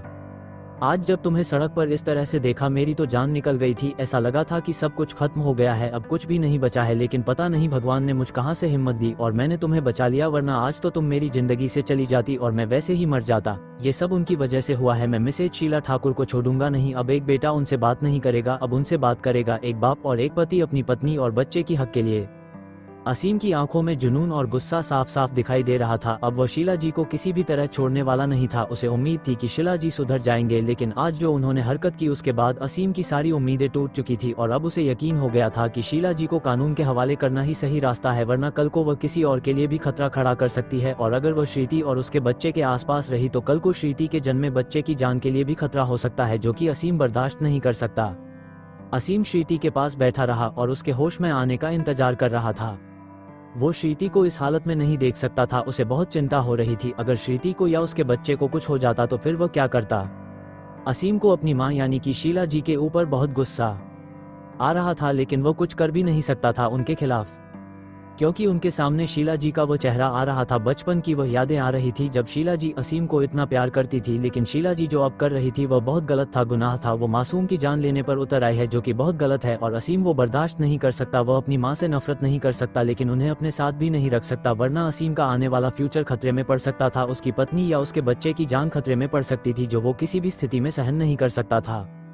अमर जी श्रीति के कमरे से बाहर आए और सीधा गार्डन के अंदर चले गए। ये देखकर सुष्मिता जी भी उनके पीछे पीछे चली गई। अमर जी बहुत परेशान थे, उन्हें बहुत गुस्सा आ रहा था। वह एक ऐसी औरत से कैसे शादी कर सकते हैं जो मासूमों की जान लेने पर तुली हुई है। सुष्मिता जी उनके पास आई और ठीक उनके पीछे खड़ी हो गई, लेकिन उनकी हिम्मत नहीं हो रही थी कि वह अमर जी से बात करे, लेकिन वह देख सकती थी कि अमर जी कितने परेशान हैं। सुष्मिता जी ने उनके कंधे पर हाथ रखा और बोली, क्या हुआ है आपको, सब कुछ ठीक तो है ना? श्रीति को कुछ हुआ तो नहीं ना? डॉक्टर तो बोल रही थी कि सब कुछ ठीक है, लेकिन आप इतने परेशान क्यों दिख रहे हैं? सुष्मिता जी की आवाज सुनकर अमर जी उनकी तरफ मुड़े और उन्होंने सुष्मिता को कसकर अपने सीने से लगा दिया। ये देखकर सुष्मिता जी हैरान रह गई, उनके हाथ तो हवा में ही रह गए। अमर जी उनके सीने से लगे हुए थे, दोनों का दिल धड़क रहा था। आज वह 26 साल पुरानी यादें ताज़ा हो गई थी, जब वह दोनों इसी तरह एक दूसरे के गले लगा करते थे, एक दूसरे के करीब आया करते थे। सुष्मिता जी भावुक हो गई, लेकिन उन्होंने अमर जी को नहीं पकड़ा, क्योंकि यह गलत था। कुछ देर बाद अमर जी सुष्मिता जी से दूर हुए और उनका हाथ पकड़कर बोले, तुमसे शादी न करना मेरी जिंदगी का सबसे गलत फैसला था, और एक ऐसी औरत से मैंने शादी की जो मेरा घर बर्बाद कर रही है, जो मेरे बेटे की जिंदगी खराब कर रही है, और मैं चाहकर भी कुछ नहीं कर सकता। अमर जी की बात सुनकर सुष्मिता जी हैरान रह गई और बोली, यह आप क्या कह रहे हैं अमर, ऐसा क्या हुआ है? मुझे कुछ समझ नहीं आ रहा, प्लीज साफ साफ बताइए। अमर जी, शीला ने जानबूझकर श्रीति को धक्का दिया था ट्रक के आगे ताकि उसका एक्सीडेंट हो जाए। वह बदला लेना चाहती है। श्रीति से पता नहीं किस बात का बदला ले रही है। उस मासूम सी बच्ची ने तो कुछ किया भी नहीं है। असीम को सब कुछ पता है, और वह अनजान आदमी जो श्रीति को बचाकर लेकर आया था वो हमारा असीम ही है। वह 2 दिन से हमारे साथ में यहीं पर है और शीला पर नजर रख रहा है, क्योंकि उसे पहले से पता था कि शीला श्रीति के साथ कुछ बुरा करना चाहती है। अमर जी की बात सुनकर सुष्मिता के पैरों तले जमीन खिसक गई। उसे तो यकीन नहीं हो रहा था कि एक औरत दूसरी औरत की इतनी बड़ी दुश्मन हो सकती है। सुष्मिता जी बोली, हाँ आप सही कह रहे हैं, मुझे भी शीला पर शक हो रहा था। जब उसने श्रीति से कहा था कि उन्हें रिजॉर्ट से बाहर जाना चाहिए, मैंने मना भी किया था, लेकिन श्रीति नहीं मानी। मुझे नहीं पता था कि उसके दिमाग में इतना गलत चल रहा है, वरना मैं श्रीति को कभी उसके साथ नहीं छोड़ती। हे भगवान, वो ऐसा कैसे कर सकती है श्रीति के साथ और उस अजन्मे बच्चे के साथ जो अभी तक इस दुनिया में आया भी नहीं है। देखिए अमर, असीम जितना आपका बेटा है उतना मेरा भी बेटा है, जितनी श्रीति आपकी बहू है उतनी मेरी भी है। उसके पेट में पल रहा बच्चा अगर आपका पोता या पोती है तो मेरा भी पोता और पोती है, और मैं अपने आने वाली पीढ़ी की जान खतरे में नहीं डाल सकती। आपको कुछ करना होगा शीला के खिलाफ, क्योंकि मैं नहीं चाहती मेरे बेटे की जिंदगी खराब हो। अमर जी, मैं भी नहीं चाहता कि हमारे बेटे की जिंदगी बर्बाद हो, और तुम चिंता मत करो, हम कुछ नहीं होने देंगे, और शीला को उसके गुनाहों की सजा जरूर मिलेगी। अब वैसे भी सबको सब कुछ पता चल ही गया है। असीम के पास सबूत भी है शीला के खिलाफ, और वह चाहता है कि शीला को जेल भेजा जाए ताकि वह हम सब की जिंदगी से दूर हो जाए। सुष्मिता जी परेशान होकर बोली, लेकिन क्या असीम ये सब कर पाएगा उस औरत के साथ जिसने 26 सालों से उसे पाल पोस कर बड़ा किया है? अमर जी, भले ही उसने असीम को पाला पोसा और बड़ा किया है, लेकिन हर पालने पोसने वाली औरत यशोदा माता नहीं होती। यशोदा की होड़ नहीं कर सकती शीला। उसे पता है कि असीम उसका खुद का बेटा नहीं है, लेकिन फिर भी इतने सालों से उसका बेटा बन कर रहा है, तो भी उसकी जिंदगी खराब कर रही है, उसके होने वाले बच्चे को मारने की कोशिश कर रही है। इससे बड़ा पाप और कुछ नहीं हो सकता। और असीम को अपनी माँ के खिलाफ भी अगर जाना पड़ेगा तो वो जाएगा। मैं जानता हूँ अपने बेटे को वो अन्याय नहीं सहन करता और गुनाहों के खिलाफ अपनी आवाज़ जरूर उठाता है। अब जो भी होगा असीम खुद करेगा और अपने बच्चे और बीवी को कुछ नहीं होने देगा। सुष्मिता जी ने हाँ कह दिया और वहां से जाने लगी। तभी अमर जी ने उनका हाथ पकड़ लिया। शीला जी उनकी तरफ मुड़ी और उन्हें सवालिया नजरों से देखने लगी। तभी अमर जी बोले, टूट चुका हूँ मैं अंदर से। शीला से कभी प्यार नहीं किया, लेकिन उसे अपना जीवन साथी माना था, उसके साथ अच्छे से रहा, लेकिन उसने कभी मेरा साथ नहीं दिया, कभी नहीं। और देखो आज वह क्या करने जा रही है। अमर जी की बात सुनकर सुष्मिता जी बोली, सबको अपने कर्मों का फल मिलता है, तो बस अब यही होने वाला है। आपको टूटने की जरूरत नहीं है। आपके साथ आपका पूरा परिवार है, आपका बेटा है, आपकी बहू है, तो आप चिंता मत कीजिए। अमर जी, और अगर मैं कहूँ कि मुझे तुम्हारा साथ चाहिए तो? अमर जी की बात सुनकर सुष्मिता जी अपनी नजर चुराने लगी। उन्होंने अपना हाथ छुड़ाया और बिना कुछ कहे वहां से चली गई। सुष्मिता जी के जाने के बाद अमर जी उदास हो गए। उन्होंने गहरी सांस ली और वो कुछ सोचने लगे। वही श्रीति के कमरे के अंदर असीम प्यार से अपनी जान को देख रहा था। तभी उसके कमरे का दरवाजा खुला और दक्ष अंदर आया। श्रीति को देखकर वो बहुत परेशान हो गया। उसने असीम की कंधे पर हाथ रखा और कहा, देखो असीम, मेरी बात मानो तो अब हमें ज्यादा देर नहीं करनी चाहिए। अब जब तुम्हें पता है कि तुम्हारी सौतेली माँ ने ही सब कुछ किया है, तो अब तुम्हें उन्हें पुलिस के हवाले कर देना चाहिए। इतना सबूत काफी है उनके लिए। मैं नहीं चाहता कि श्रीति को या तुम्हारे बच्चे को कुछ भी हो। मैं जानता हूँ तुम इन दोनों को कुछ नहीं होने दोगे, लेकिन हमें खतरा मोल लेना ही नहीं चाहिए। और तुम्हारी मन की स्थिति मैं समझ सकता हूँ। उन्होंने तुम्हें पाल पोस कर बड़ा किया, इसलिए तुम उनके खिलाफ कुछ कर नहीं पा रहे हो। लेकिन एक बार के लिए सब कुछ भूल जाओ और सिर्फ अपने भविष्य के बारे में सोचो। असीम अपनी जगह से खड़ा हुआ और बोला, मैंने सोच लिया है दक्ष, अब माँ को पुलिस के हवाले ही करना होगा। अब उन्हें मैं नहीं बचा सकता, बहुत बचा लिया उन्हें अब। दक्ष ने हाँ कह दिया और श्रीति की तरफ देखते हुए बोला, ऐसा करते हैं, हम बेला के चाचा चाची से फिर कभी बात कर लेंगे। अभी फिलहाल हमें वापस दिल्ली के लिए निकलना चाहिए। असीम, लेकिन बेला को यहाँ कैसे छोड़ सकते हैं उनके पास? दक्ष, उसकी टेंशन लेने की जरूरत नहीं है। जैसे वह पहले उनके साथ रहती थी वैसे ही रह लेगी और फिर हम दोनों वापस आकर उसका सारा मैटर सॉल्व कर देंगे। असीम ने हाँ कह दिया। दक्ष वहां से चला गया। वह खुद दुखी था। वह इस तरह से बेला को छोड़कर नहीं जाना चाहता था, लेकिन अभी फिलहाल उसे अपने परिवार के मामले को सुलझाना था। और वैसे भी बेला अपने चाचा चाची के साथ सुरक्षित ही थी। बस उसे किसी भी तरह से अपनी प्रॉपर्टी को अपने नाम करवाना था, जो वह कभी भी करवा सकती थी। बस उसे अपने चाचा चाची के साथ थोड़ा धोखा करना होगा। इसके लिए बेला तैयार नहीं थी, लेकिन असीम और दक्ष की बात मानकर यह भी करने को तैयार थी। कुछ देर बाद श्रीति को होश आ गया। उसने अपनी आंखें खोली तो सबसे पहले उसे असीम का चेहरा दिखाई दिया। अपने सामने असीम को देखकर वो भावुक हो गई और रोने लगी। उसे इस तरह करते देख असीम भी बहुत दुखी हो गया। उसने श्रीति के चेहरे को प्यार से थाम लिया और उसके माथे को चूमते हुए बोला, कुछ नहीं हुआ है मेरी जान, सब कुछ ठीक है। तुम और हमारा बच्चा सब ठीक है, टेंशन लेने की कोई जरूरत नहीं है। श्रीति रोते हुए बोली, असीम, मैं बहुत डर गई थी। मुझे लगा कि अपने बच्चे को खो दूंगी। मेरी जान भले ही चले जाए, लेकिन मेरे बच्चे को कुछ नहीं होना चाहिए। असीम श्रीति के मुंह पर उंगली रखते हुए बोला, ऐसा मत कहो, मेरे लिए तुम दोनों जरूरी हो और अब सब कुछ ठीक है और आगे आने वाले समय में और भी ठीक हो जाएगा। इतना कहकर असीम ने श्रीति को अपने सीने से लगा लिया। श्रीति के होश में आने की बात सुनकर सभी घर वाले उसके कमरे में आ गए और उसे संभलने लगे। तभी शीला जी भी उसके कमरे के अंदर आए और नाटक करते हुए बोली, कैसी हो तुम श्रीति? तुम्हें पता है मुझे तुम्हारी कितनी चिंता हो गई थी। शुक्र है भगवान का जो अब तुम ठीक हो, तुम्हारा बच्चा भी ठीक है। सब लोग नफरत से शीला जी को देख रहे थे, क्योंकि सबको पता था कि श्रीति के साथ ये सब उन्होंने ही किया है। लेकिन वह सब अभी कुछ करना नहीं चाहते थे, वरना शीला जी चौंकनी हो सकती थी। श्रीति को इस बारे में पता नहीं था कि उसे ट्रक के आगे धक्का देने वाली उसकी अपनी सास है। श्रीति मासूमियत से बोली, मैं ठीक हूँ मम्मी जी, और आपका पोता या पोती वह भी ठीक है। बहुत जल्दी हम सब ठीक हो जाएंगे और एक साथ मिलजुल कर रहेंगे।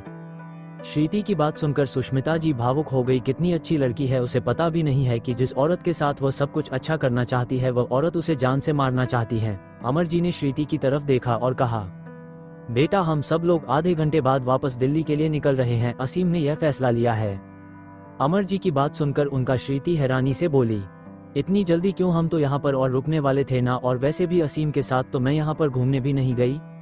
असीम, हम दोनों फिर कभी घूमने चले जाएंगे अकेले, सिर्फ हम दोनों। अभी फिलहाल के लिए हमारा घर जाना ज्यादा जरूरी है। तुम्हारी तबीयत अब ठीक नहीं है, अब तुम्हें सख्त आराम की जरूरत है।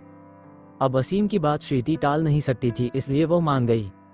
असीम के फैसले से शीला जी को बहुत गुस्सा आ रहा था। एक तो पहले ही उनका प्लान नाकामयाब हो गया था, श्रीति और उसका बच्चा सही सलामत बच गया था, लेकिन उन्होंने सोचा था कि वह लोग यहाँ पर रुकेंगे तो उन्हें और मौके मिलते रहेंगे श्रीति को मारने के, लेकिन अब असीम उन सबको वापस लेकर जा रहा था।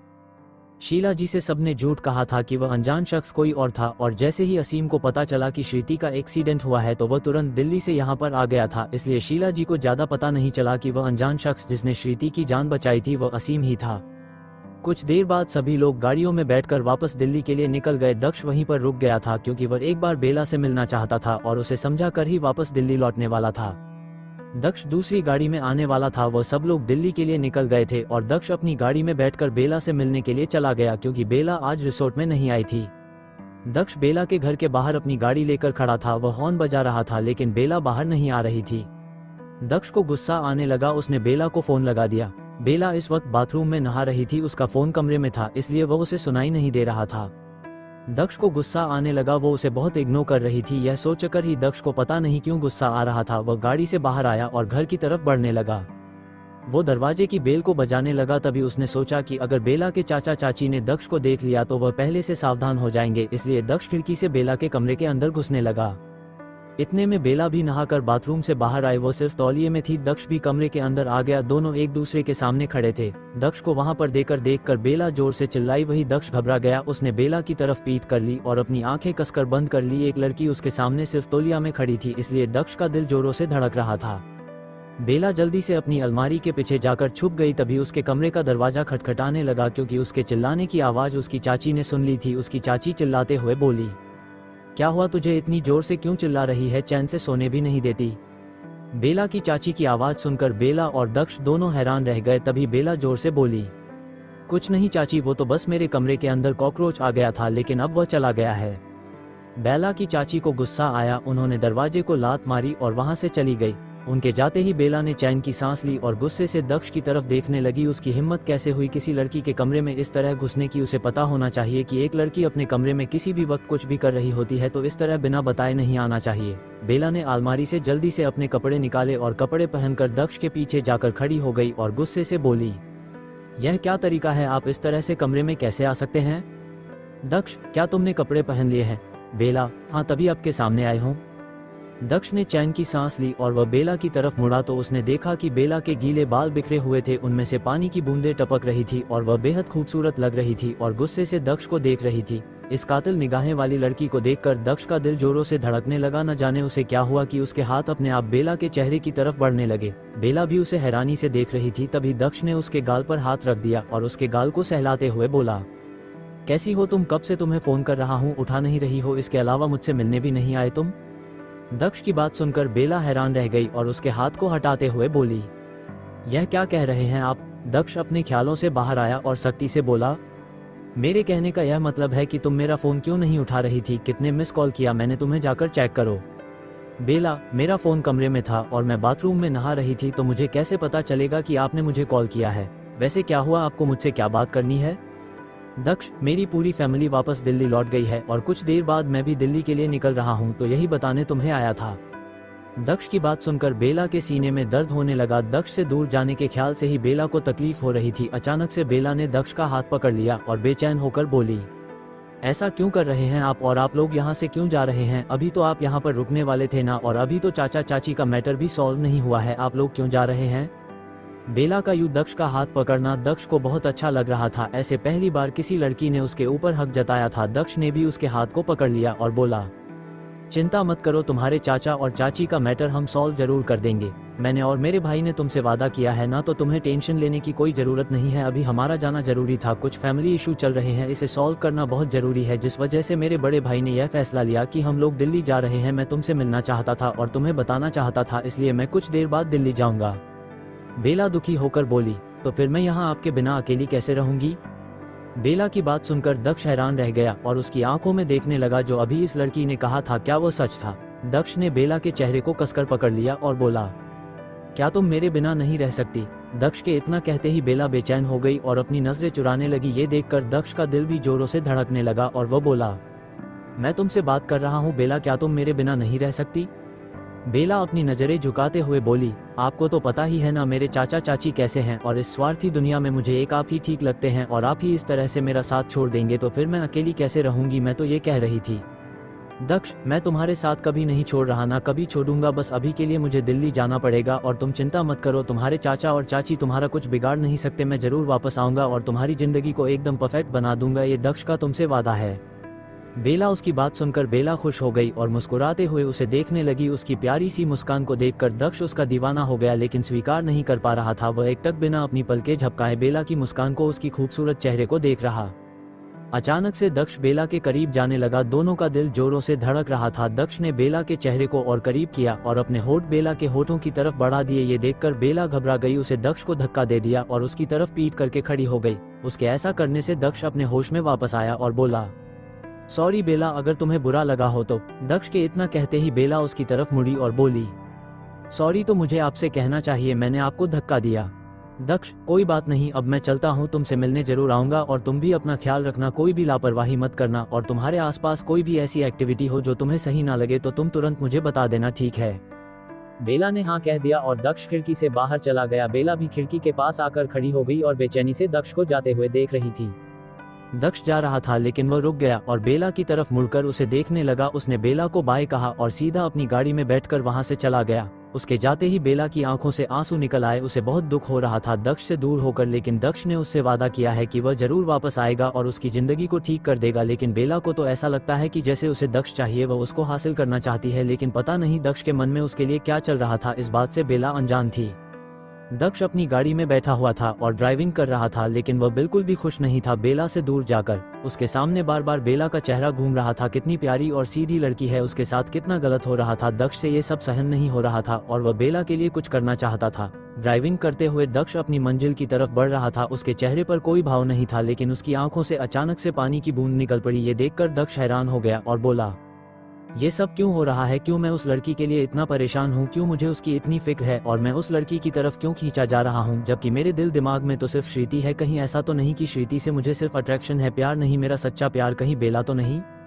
दक्ष ने गहरी सांस ली और बोला, पता नहीं मेरे सवालों का जवाब मुझे कब और कैसे मिलेगा, क्योंकि अब मैं बहुत परेशान हो रहा हूँ। श्रीति धीरे धीरे मेरे दिमाग और दिल से जा रही है और उसकी जगह बेला ने ले ली है। अब 24 घंटे सिर्फ बेला के ख्याल आते हैं, सिर्फ उसकी चिंता होती है, उसके लिए कुछ भी कर गुजरने की इच्छा होती है। क्या यही प्यार होता है? क्या यही सच्ची मोहब्बत होती है? और अगर ऐसा है तो फिर मैं भी अपनी जिंदगी में सच्ची मोहब्बत को लाना चाहूंगा, किसी भी कीमत पर।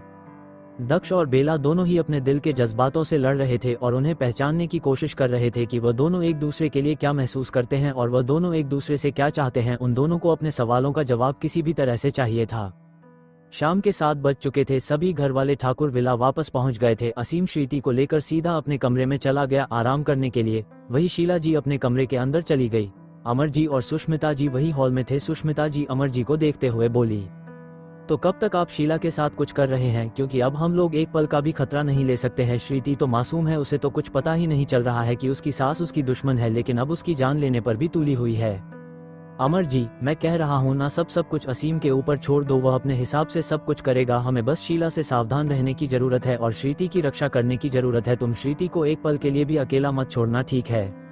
सुष्मिता जी, मैं अपनी बहू को 1 मिनट के लिए अकेला नहीं छोड़ूंगी, हमेशा उसके आसपास रहूंगी और शीला को उसके साथ कुछ गलत नहीं करने दूंगी, चाहे मेरे साथ ही कुछ गलत क्यों ना हो जाए।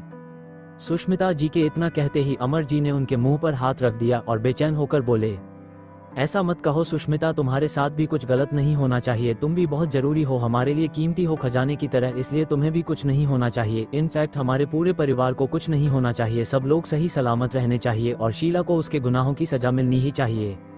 सुष्मिता जी असहज महसूस करने लगी क्योंकि अमर जी ने उनके होठों पर अपने हाथ रखे हुए थे। सुष्मिता जी अपनी नजरें चुरा रही थी। ये देखकर अमर जी को भी एहसास हुआ कि उन्होंने कुछ गलत किया है। उन्होंने झट से अपना हाथ हटा दिया, लेकिन फिर अचानक से बोले, मैं ये सब क्यों कर रहा हूँ? मैंने तो कुछ गलत नहीं किया। होठों पर ही हाथ लगाने से मैं इतना क्यों पीछे हट रहा हूँ, जबकि मैं तो इससे भी बहुत आगे बढ़ा हुआ हूँ तुम्हारे साथ। अमर जी की बात सुनकर सुष्मिता जी हैरान रह गई और बोली, यह क्या कह रहे हैं आप? आपको कुछ समझ में भी आ रहा है? अमर जी, गलत क्या कह रहा हूँ? तुम्हारे साथ आगे बढ़ा तभी तो असीम इस दुनिया में आया, हवा में ही थोड़ी ना आया है। अमर जी की बात सुनकर सुष्मिता जी दंग रह गई। उन्हें वहां से जाना ही ठीक लगा और वे वहां से जाने लगी। तभी अमर जी ने उनका हाथ पकड़ लिया और उन्हें अपनी तरफ खींच लिया। सुष्मिता जी उनके सीने से टकरा गई। उनका दिल जोरों से धड़क रहा था। वे बहुत असहज महसूस कर रही थी। वही अमर जी दीवानों की तरह उन्हें देख रहे थे और बोले, तुम्हें क्या लगता है सुष्मिता, मुझे तुमसे कोई स्वार्थ है? बिल्कुल भी नहीं। तुम तो अपनी जिंदगी में आगे बढ़ गई थी उससे शादी करके। मैंने भी बढ़ने की कोशिश की, लेकिन शीला को वो प्यार दे ही नहीं पाया जो तुम्हें दे चुका था। तुम्हें पता है, आज मैं तुम्हें बहुत पर्सनल बात बताता हूँ, और वह बात यह है कि जब भी मुझे शीला के करीब जाना पड़ता था तब मैं ऐसी दवाई लेता था जिससे कि मैं होश में ही ना रहूं और बेहोशी की हालत में शीला के साथ आगे बढ़ जाऊं, क्योंकि मैं तुम्हारे अलावा किसी और औरत की तरफ देख भी नहीं सकता था। मेरी आत्मा मरती थी, लेकिन क्योंकि मैंने उससे शादी की थी और मेरे पिताजी चाहते थे कि हमारा वंश आगे बढ़े, इसलिए मुझे उसके करीब जाना पड़ा। लेकिन अपने होश में मैं कभी उसके करीब नहीं गया, जा ही नहीं सकता, वरना अपने आप से नजरें नहीं मिल पाता। अमर जी की बात सुनकर सुष्मिता जी की आंखों में आंसू आ गए। उन्होंने अमर जी को धक्का दिया और कहा, आपको तो यही लगता है ना कि मैं आपको छोड़कर आगे बढ़ गई, लेकिन ऐसा कुछ भी नहीं है। आपने मेरा साथ छोड़ा था ना कि मैंने तो आपका साथ दिया था, क्योंकि मैं नहीं चाहती थी कि मेरी वजह से आपका परिवार टूटे। मैं बस आपको खुश देखना चाहती थी। आपने तो मेरे साथ कितना गलत किया, पहले मेरा साथ छोड़ दिया, मुझे प्रेग्नेंट कर दिया, फिर उस बच्चे को भी मुझसे दूर कर दिया, लेकिन मैंने फिर भी आपको माफ कर दिया, क्योंकि मेरा दिल बहुत बड़ा है और यह कहने में मुझे कोई शर्म नहीं है। मैंने हमेशा आपसे प्यार किया, जिंदगी भर, और आगे भी करती रहूंगी, यह कहने में भी मुझे कोई शर्म नहीं।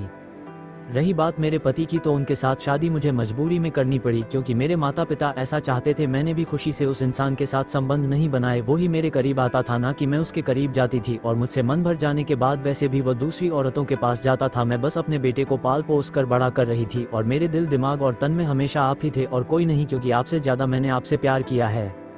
इतना कहकर सुष्मिता जी अमर जी को गुस्से से देखते हुए वहां से चली गई। उनके जाते ही अमर जी ने अपनी आंखें बंद की और उनकी आंखों से आंसू की बूंद निकल पड़ी। उनके सीने में बहुत दर्द हो रहा था। वह जानते हैं कि वह दोनों एक दूसरे से बहुत प्यार करते हैं, लेकिन किस्मत ने उनके साथ बहुत बड़ा खेल खेला था, जिस वजह से उन दोनों को दूर होना पड़ा। लेकिन अमर जी ने सोच लिया था कि अब वह सुष्मिता से दूर नहीं जाएंगे। आगे की जितनी भी उनकी जिंदगी बची है सुष्मिता के साथ ही बिताना चाहते हैं।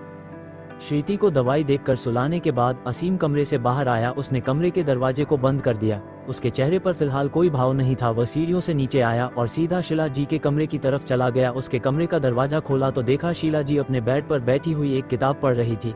असीम उनके पास आया। उसने कमरे के दरवाजे को बंद कर दिया था। शीला जी के पास आकर वह उनके पैरों में बैठ गया। उसने शीला जी के घुटनों पर हाथ रख दिया। ये देखकर शीला जी ने किताब को साइड में रखा और हैरानी से बोली, असीम तुम यहाँ पर कैसे? असीम ने उनके हाथ पकड़े और बोला, कितना प्यार करती है आप मुझसे शीला जी, खुद से भी ज्यादा, सबसे ज्यादा। असीम, आप कभी मुझे तकलीफ नहीं देना चाहती है ना? शीला जी, बिल्कुल भी नहीं मेरे बेटे, तुम्हें तो इस दुनिया की सारी खुशियां देना चाहती हूँ मैं। असीम, तो मेरी बीवी और बच्चे को मारने की कोशिश क्यों कर रही है आप जानती है ना मेरी खुशी श्रीति में ही है, और आप उसको ही मुझसे छीन रही है। असीम की बात सुनकर शीला जी दंग रह गई। उनके होश उड़ गए थे। उन्हें नहीं पता था कि असीम को सब कुछ पता चल गया। शीला जी हड़बड़ाते हुए बोली, ये क्या कह रहे हो तुम असीम? मैं ऐसा नहीं चाहती। असीम, माँ अब झूठ मत कहिए, जो भी सच है मुझे बता दीजिए, क्यों कर रही है आप ऐसा? आपका दिल भी जानता है कि श्रीति बुरी नहीं है, और उस बच्चे की क्या गलती है जो इस दुनिया में भी नहीं आया है, जो मेरा अंश है, मेरा खून है, उसे मारने की कोशिश क्यों कर रही है आप? शीला जी अपनी जगह से खड़ी हो गई और वहां से जाने लगी। तभी असीम भी अपनी जगह से खड़ा हो गया। उसने शीला जी का हाथ पकड़ लिया और बोला, माँ भूलिए मत, मैं आपका वही बेटा हूँ जिसके लिए आप पूरी दुनिया से लड़ जाती थी। तो अब क्या हो गया है माँ? आप अपने की खुशी को क्यों नहीं देख पा रही है? क्यों ऐसा कर रही है? आप बताइए मुझे, क्या प्रॉब्लम है आपको श्रीति से? असीम की बात सुनकर शीला जी को गुस्सा आया। उसने असीम के हाथ को झटक दिया और गुस्से से बोली, मुझे नहीं पसंद है वो लड़की, मुझे वो आंखों देखी नहीं सुहाती है। जी करता है उसे जान से मार दूं, उसे इस दुनिया से गायब कर दूं। शीला जी की बात सुनकर असीम को गुस्सा आया और वह जोर से बोला, सोचना भी मत ऐसा, मेरी जान है, वो मेरे जीने की वजह है, उसे कोई तकलीफ पहुंचाए ये असीम ठाकुर सहन नहीं कर सकता।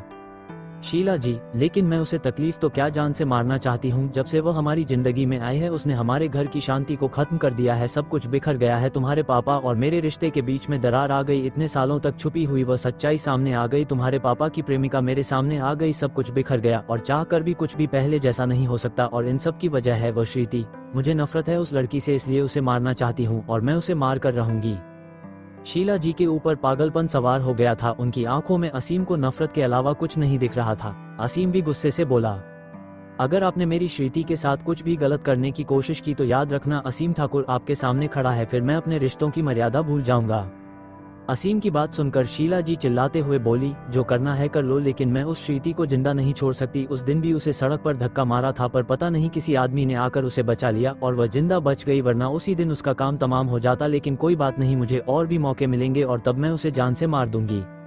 शीला जी अपनी नफरत में सब कुछ भूल गई थी। उनकी आंखों में सिर्फ और सिर्फ नफरत दिख रही थी। असीम समझ चुका था कि यह औरत अब कभी नहीं सुधरेंगे। असीम गुस्से से ताली बजाते हुए बोला, ठीक है, बहुत अच्छा, मैंने सोचा था यहाँ आऊंगा, आपसे प्यार से बात करूंगा तो आप अपना गुनाह कबूल कर लेंगे और पछतावे के स्वरूप हम सबसे माफी मांग लेंगे। लेकिन नहीं, गुनाह कबूल करने के साथ साथ आप श्रीति को मारने की धमकी भी दे रही है और यह गुनाह मैं बर्दाश्त नहीं कर सकता। तो मिसेज शीला ठाकुर, अब आपसे कानून ही बात करेगा, हम नहीं। आपकी ऐसी हरकतों को देखकर मुझे नहीं लगता कि आप अब इस परिवार में रहने के लायक भी हैं। मेरी पत्नी और मेरे बच्चे को आपसे सबसे ज्यादा खतरा है, इसलिए आपको उनके आसपास रहने का भी कोई हक नहीं बनता।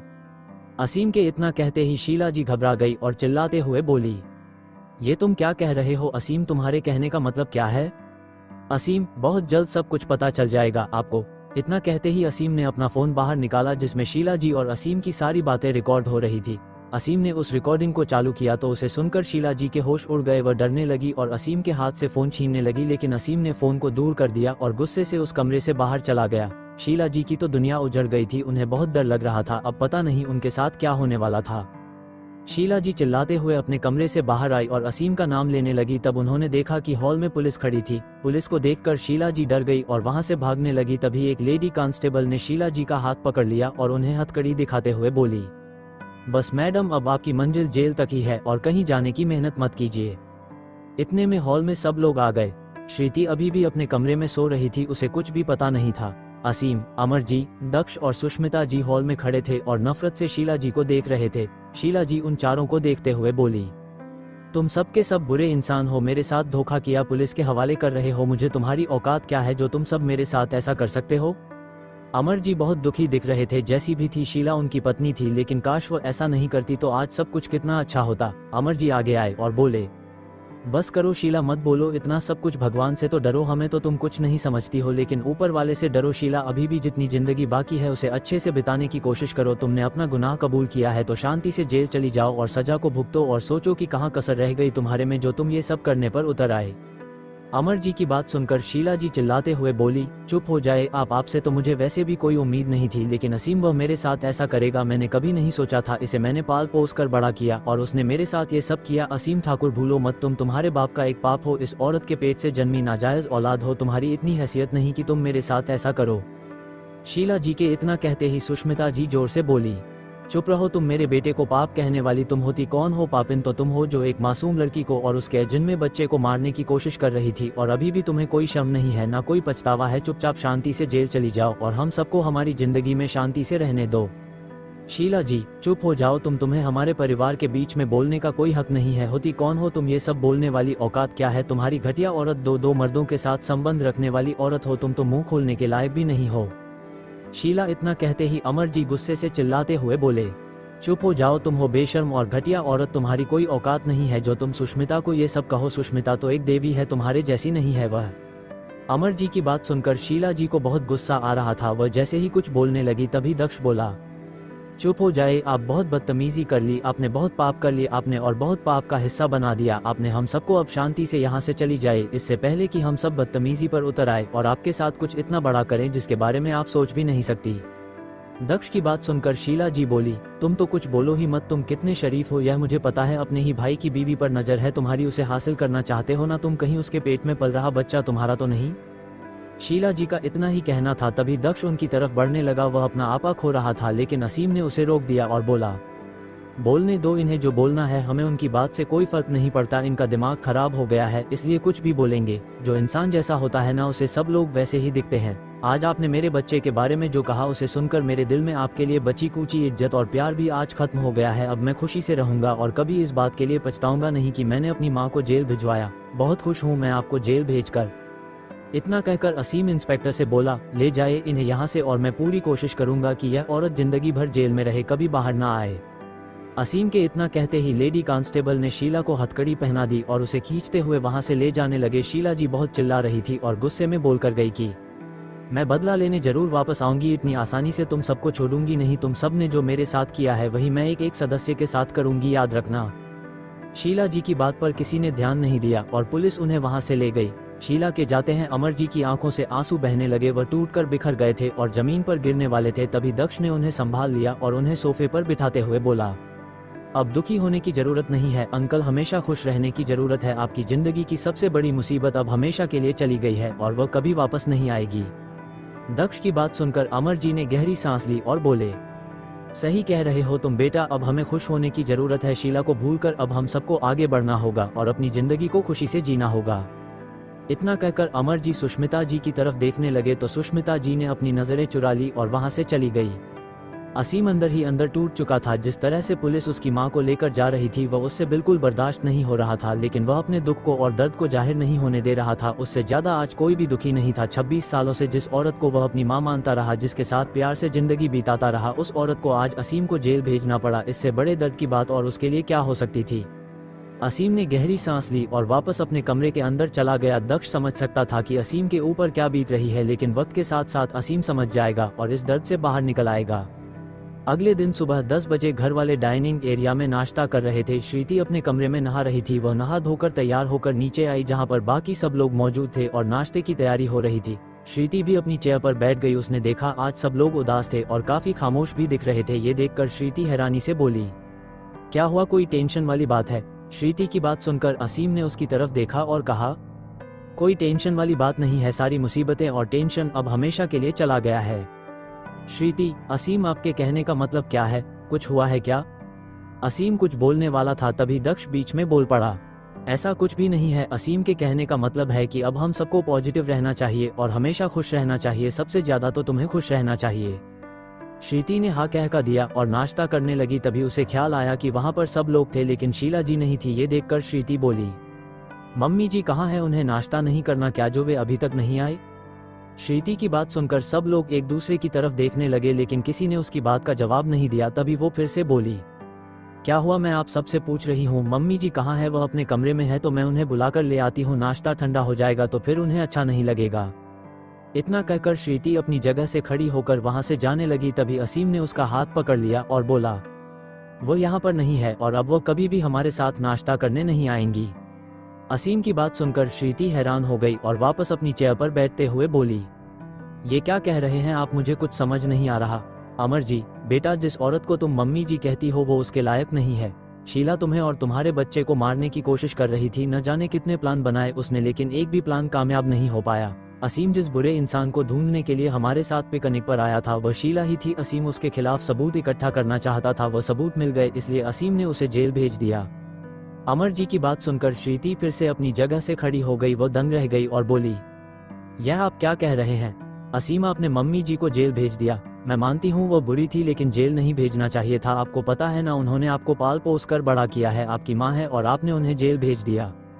असीम के चेहरे पर कोई भाव नहीं था, वो चुपचाप अपनी जगह पर बैठा हुआ था। वही श्रीति की बात सुनकर दक्ष बोला, वो माँ नहीं है। अगर वो माँ होती तो एक दूसरी माँ और उसके अजन्मे बच्चे को मारने की कोशिश नहीं करतो। तुम्हें ट्रक के सामने धकेलने वाली वो ही थी। उसने ही तुम्हें सड़क पर धक्का दिया था ताकि तुम्हारी जान चली जाए। अब समझ में आया तुम्हें?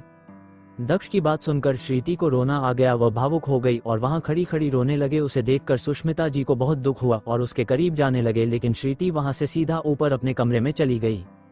श्रीति को इस तरह देखकर सुष्मिता जी को बुरा लगा और वो भी उसके पीछे पीछे जाने लगी लेकिन असीम ने उन्हें रोक दिया और वह खुद श्रीति के पीछे चला गया। श्रीति अपने कमरे में खिड़की के पास खड़ी थी और रो रही थी। तभी असीम कमरे के अंदर आया। उसने कमरे के दरवाजे को अंदर से बंद कर लिया और श्रीति के करीब आकर उसे पीछे से अपने गले लगा लिया। श्रीति ने अपनी आंखें बंद कर ली और बोली, मुझे माफ कर दीजिए असीम, मैंने आपको गलत समझा लेकिन मैं क्या करूं, उनके साथ इतने वक्त तक रही और अचानक से उनके बारे में ऐसा सुना तो मुझे गुस्सा आ गया। असीम ने उसके गले को चूम लिया और प्यार से बोला, तुम्हें सॉरी कहने की कोई जरूरत नहीं है मेरी जान। हमें तो खुश होना चाहिए कि अब हम हमारी जिंदगी को बहुत अच्छे से जिएंगे जिसमें कोई टेंशन नहीं होगा। बस जल्दी से तुम्हारी डिलीवरी हो जाए और हमारा ये बच्चा इस दुनिया में आ जाए, फिर सब कुछ ठीक हो जाएगा। श्रीति मुस्कुराने लगी और असीम की तरफ मुड़कर बोली, आप खुश तो है ना असीम? क्योंकि मुझे पता है आप मम्मी जी को मिस तो करते ही होंगे लेकिन मैं पूरी कोशिश करूंगी कि मैं आपको सारी खुशियां दूं। असीम श्रीति के चेहरे को थाम कर बोला, मेरी सारी खुशियां तुमसे ही है श्रीति और मैं सच में बहुत खुश हूँ। इतना कहकर असीम ने उसे अपने सीने से लगा लिया। धीरे धीरे सब लोग शीला जी को भूलने लगे थे लेकिन इतना जल्दी भूलना आसान नहीं था। आखिरकार वह इस घर की सदस्य थी। इन दिनों में श्रीति महसूस कर सकती थी कि अमर जी और सुष्मिता जी के बीच में कुछ चल रहा था। वह दोनों बार बार एक दूसरे से नजरें चुराते थे और एक दूसरे के पास में भी नहीं बैठते थे। ये देखकर श्रीति को कुछ एहसास होने लगे और वह इस बारे में असीम से बात भी करना चाहती थी, लेकिन असीम अपने बिजनेस के चलते काफी दिनों से बिजी चल रहा था, जिस वजह से वो उससे बात नहीं कर पा रही थी। वहीं दूसरी तरफ बेला उदास थी क्योंकि पिछले 4 दिन से दक्ष का ना कॉल आया था और ना वह उससे मिलने आया था। जब से दक्ष वहां से दिल्ली गया है तब से उसने कभी भी बेला को कॉल नहीं किया। यही सोच कर बेला को बहुत बुरा लग रहा था। उसे ऐसा लग रहा था जैसे दक्ष उसे भूल गया है या फिर उसके साथ कोई रिश्ता नहीं रखना चाहता है, लेकिन ये सच्चाई नहीं थी। सच्चाई तो ये थी कि दक्ष कानूनी पेपर्स तैयार करवा रहा था बेला के लिए, जिससे कि बेला को उसकी सारी जायदाद मिल सके और वह अपनी जिंदगी को खुशहाल तरीके से जी सके। लेकिन बेला को गलतफहमी हो रही थी दक्ष के बारे में। रात के 10 बजे बज रहे थे। बेला बेड पर लेटी हुई थी, तभी उसने अपना फोन देखा और दक्ष का नंबर डायल करने लगी। काफी रिंग जा रही थी लेकिन दक्ष ने कॉल अटेंड नहीं किया। बेला को बुरा लगा और उसने अपना फोन स्विच ऑफ कर दिया और खिड़की के पास जाकर खड़ी हो गई। उसकी आंखों से आंसू निकल गए और वह बोली, मैं ऐसा क्यों कर रही हूँ? वो तो मेरी मदद करना चाहते हैं और कुछ नहीं। मुझे उनसे किसी भी तरह की कोई उम्मीद नहीं लगानी चाहिए। वैसे भी पूरी दुनिया बहुत स्वार्थी है, तो इस दुनिया में मैं किसी से क्या ही उम्मीद कर सकती हूँ। लेकिन मैं क्या करूँ? अपने दिल की भावनाओं को कैसे रोकूं? कैसे कह दूं कि मैं उनसे प्यार नहीं करती, जबकि मैं उनसे बहुत प्यार करती हूँ। लेकिन वह मुझसे प्यार नहीं करते। उनके मन में मेरे लिए ऐसा कुछ भी नहीं है। वह सिर्फ मेरी मदद करना चाहते हैं, लेकिन अब तो शायद वह मेरी मदद भी नहीं करना चाहते, वरना मेरा कॉल अटेंड करते या फिर इतने दिनों में मुझसे मिलने आते हैं। लेकिन उन्होंने ऐसा कुछ भी नहीं किया। बेला को नहीं पता था कि उसकी चाची पीछे खड़ी थी और उसकी सारी बातें सुन रही थी। अचानक से उन्होंने बेला का हाथ पकड़ लिया और उसे अपनी तरफ घुमाते हुए एक गुस्से से बोली, क्या बोल रही है? तू कौन है जो तेरी मदद कर रहा है और किस मामले में तेरी मदद कर रहा है? सच बोल। अपनी चाची को सामने देखकर बेला डर गई और घबराने लगी। तभी उसकी चाची ने उसके गाल पर थप्पड़ मार दिया। बेला अपने आप को संभाल नहीं पाई और जमीन पर गिर गई। उसके बाल बिखर गए थे। उसकी चाची ने उसे बहुत जोर से थप्पड़ मारा था, जिससे बेला को बहुत दर्द हो रहा था। बेला रो रही थी और उसके सामने सिर्फ दक्ष का चेहरा घूम रहा था। चाची ने बेला के बाल पकड़कर बड़े बेरहमी से खींचा और गुस्से से बोली, तुझसे बात कर रही हूँ मैं। किस लड़के से मिल रही है? तू सच बता, क्या चक्कर चल रहा है तेरा और क्या मदद करने वाला है वह तेरी? तू हमारी पीठ पीछे क्या कांड कर रही है? बेला सच बोलना वरना आज तेरी जान ले लूंगी मैं। बेला रोते हुए बोली, ऐसा कुछ भी नहीं है चाची, मैं कोई कांड नहीं कर रही हूँ। मैंने कुछ भी नहीं किया है। मैं तो अपने दोस्त की बात कर रही थी। Rushed face. चाची, कौन सा दोस्त? तेरा कोई दोस्त नहीं है। इस शहर में हमें सब पता है। सच बता, कौन लड़का है जो तेरी मदद कर रहा है? क्या करने की कोशिश कर रही है? तू सच बता वरना आज तेरी जुबान खींच दूंगी या फिर तेरी जान ले लूंगी। चाची की बात सुनकर बेला डर गई और वो औरत उसे फिर से थप्पड़ मारने लगी। कुछ देर बाद बेला जमीन पर पड़ी हुई थी और बुरी तरह से रो रही थी। उसके गाल पर जगह जगह थप्पड़ के निशान थे। इसके अलावा उसके हाथों पर भी लाल निशान थे। चाची ने उसे बहुत मारा था और उसके कमरे से जा चुकी थी क्योंकि बेला ने अपने मुंह से कुछ भी नहीं कहा था। बेला बुरी तरह से रो रही थी और उसके दिमाग में सिर्फ दक्ष घूम रहा था। 11 बजे के आसपास जाकर दक्ष अपने काम से फ्री हुआ। उसने अपना फोन चेक किया तो देखा कि बेला का मिस कॉल था। ये देखकर दक्ष के चेहरे पर मुस्कान आ गई और वह बोला, माफ करना, मैं काम में इतना बिजी था कि तुमसे बात भी नहीं कर पाया, लेकिन अब मेरा काम हो गया है। अब मैं आ रहा हूँ तुम्हारे पास, लेकिन उससे पहले तुमसे एक बार कॉल पर बात कर लेता हूँ। इतना कहकर दक्ष ने बेला को फोन लगा दिया, लेकिन बेला का फोन स्विच ऑफ बता रहे थे। ये देखकर दक्ष परेशान हो गया। उसने कई बार बेला को कॉल किया लेकिन फोन स्विच ऑफ ही बता रहे थे। दक्ष काफी परेशान हो रहा था क्योंकि उसने बेला से कहा था कि अपने फोन को कभी स्विच ऑफ मत रखना, लेकिन आज उसका फोन बंद आ रहा था। ये सोचकर दक्ष को चिंता हो रही थी। अब वो क्या करेगा? कहीं बेला किसी खतरे में तो नहीं? दक्ष यही सब सोच रहा था क्योंकि उसके दिल में अजीब से एहसास हो रहे थे और बार बार बेला का चेहरा घूम रहा था। दक्ष ने इस बारे में असीम से बात की तो असीम ने दक्ष को एक ही सलाह दी कि उसे तुरंत बेला के पास जाना चाहिए क्योंकि बेला सुरक्षित नहीं है। असीम की बात मानकर दक्ष तुरंत बेला के पास जाने के लिए निकल गया क्योंकि उसका दिल भी यही कह रहा था। दक्ष को बेला की बहुत चिंता हो रही थी। उसका दिल घबरा रहा था। ऐसा लग रहा था जैसे बेला किसी परेशानी में है। उसका फोन अभी तक स्विच ऑफ ही आ रहा था। ये सोच कर दक्ष को बहुत चिंता हो रही थी। वो तेज ड्राइविंग कर रहा था। उसे किसी भी हालत में बेला तक पहुंचना ही था। लगभग 2 घंटे के सफर के बाद दक्ष बेला के शहर पहुंच गया, जो कि एक छोटा शहर था और पहाड़ पर बसा हुआ था। इसे हिल स्टेशन भी कह सकते हैं, जहां पर ये सब लोग पिकनिक मनाने आए थे। दक्ष अपनी गाड़ी सीधा बेला के घर के सामने ले जाकर पहुंच गया। वह जल्दी से गाड़ी से बाहर आया। अब उसे कोई मान मर्यादा नहीं रखनी थी। वह गुस्से में था। तेजी से बेला के घर की तरफ बढ़ने लगा। उसने जोरों से घर के दरवाजे को खटखटाया लेकिन किसी घर का दरवाजा नहीं खोला। ये देखकर दक्ष को बहुत गुस्सा आया। उसने दरवाजे को लात मारी और चिल्लाते हुए बोला, बेला, दरवाजा खोलो, मुझे तुमसे बात करनी है। कहाँ हो तुम? तुम्हारा फोन स्विच ऑफ क्यों है बेला? इतना कहकर वह दरवाजे को और जोर जोर से बजाने लगा, लेकिन अंदर से कोई आवाज नहीं आई, ना किसी ने दरवाजा खोला। दक्ष को और ज्यादा चिंता हो रही थी। उसने दरवाजे को लात मारी लेकिन कोई असर नहीं हुआ। आखिरकार दक्ष को अपनी पूरी ताकत लगाकर घर के दरवाजे को तोड़ना ही पड़ा। दरवाजा तोड़कर वह अंदर आया तो उसने देखा कि पूरा घर शांत था, अंदर कोई भी नहीं था। ये देखकर दक्ष को काफी हैरानी हुई। वो इधर उधर बेला को ढूंढने लगा। उसका दिल जोरों से धड़क रहा था। उसे पूरा यकीन हो गया था कि बेला के साथ कुछ गलत जरूर हुआ है। दक्ष तेजी से आगे बढ़ने लगा। वह सीधा बेला के कमरे के अंदर चला गया तो देखा कमरे के दरवाजे पर ताला लगा हुआ था। ये देखकर दक्ष को काफी हैरानी हुई। घर के अंदर कमरे पर ताला कौन लगाता है? उसने पूरा घर छान मारा लेकिन उसे कोई मिला नहीं। इसका मतलब घर पर कोई नहीं था। तो बेला आखिर में गई कहाँ है? दक्ष को नहीं पता था कि बेला अपने कमरे के अंदर ही है। बेला के मुंह पर पट्टी बंधी हुई थी, उसके हाथ पैर बंधे हुए थे और वह कमरे में जमीन पर पड़ी थी। वो दक्ष की आवाज सुन सकती थी और उसके पास जाने के लिए रो रही थी, लेकिन उसके पास में बैठी उसकी चाची उसे कहीं जाने नहीं दे रही थी। उसने ही बेला के कमरे के दरवाजे को बाहर से ताला लगाया था और खुद खिड़की से उसके कमरे के अंदर आ गई थी ताकि किसी को पता ही ना चले कि कमरे के अंदर सच में कोई मौजूद है। काफी देर बाद भी कोई जवाब नहीं मिला तो दक्ष ने सोचा शायद घर पर कोई नहीं है और वह वहां से चला गया। उसके जूते की आवाज अब नहीं आ रही थी। यह सोचकर ही बेला का दिल टूट गया। उसकी जान खतरे में थी। उसकी चाची उसे मारना चाहती थी क्योंकि चाची को शक हो गया था कि बेला किसी लड़के के साथ मिलकर चाचा चाची को फंसाने की कोशिश कर रही है। लेकिन दक्ष यहाँ पर आकर भी बेला को बचा नहीं पाया और वह वापस चला गया था। अब बेला अपनी हिम्मत हार चुकी थी। अब उसकी जान कोई नहीं बचा सकता था। वह रो रही थी, जमीन पर पड़ी पड़ी, और उसकी चाची उसके बगल में बैठकर मुस्कुरा रही थी। लेकिन तभी कमरे की खिड़की का दरवाजा जोर से खुला और दक्ष छलांग मारकर कमरे के अंदर आ गया। दक्ष को वहां देखकर बेला की आंखों में चमक आ गई और वह रोने लगी। वही चाची की हालत खराब हो गई। उसके तो पसीने छूट गए। इतने हटे कट्टे आदमी को देखकर चाची के हाथ में चाकू था और वह दक्ष को दिखाते हुए बोली, कौन हो तुम और हिम्मत कैसे हुई हमारे घर के अंदर आने की? चले जाओ यहाँ से वरना मैं पुलिस को बुला दूंगी। दक्ष, पुलिस को तो मैं बुलाऊंगा। एक लड़की को किडनैप करने के इल्जाम में तुम जेल जाओगी। हिम्मत कैसे हुई बेला को हाथ लगाने की? हो कौन तुम जो मेरी बेला के साथ ऐसा बर्ताव करती हो? दक्ष के मुंह से मेरी बेला सुनकर बेला की आंखों में पानी आ गया। उसने अपनी आंखें बंद कर दी और लाचारी से जमीन पर पड़ी रही। दक्ष की नजर जब बेला पर पड़ी तो उसका दिल टूटने लगा। प्यारी सी लड़की जो कभी किसी का बुरा नहीं सोचती, उसके साथ कितना गलत हो रहा था। दक्ष को चाची के ऊपर बहुत गुस्सा आया और वह नफरत से बोला, अभी भी कह रहा हूँ चुपचाप यहाँ से चली जाओ। जो तुम्हारा नहीं है वह तुम्हें नहीं मिलेगा। ये घर और सब कुछ बेला का है और इस पर सिर्फ बेला का हक होगा, तुम्हारा नहीं।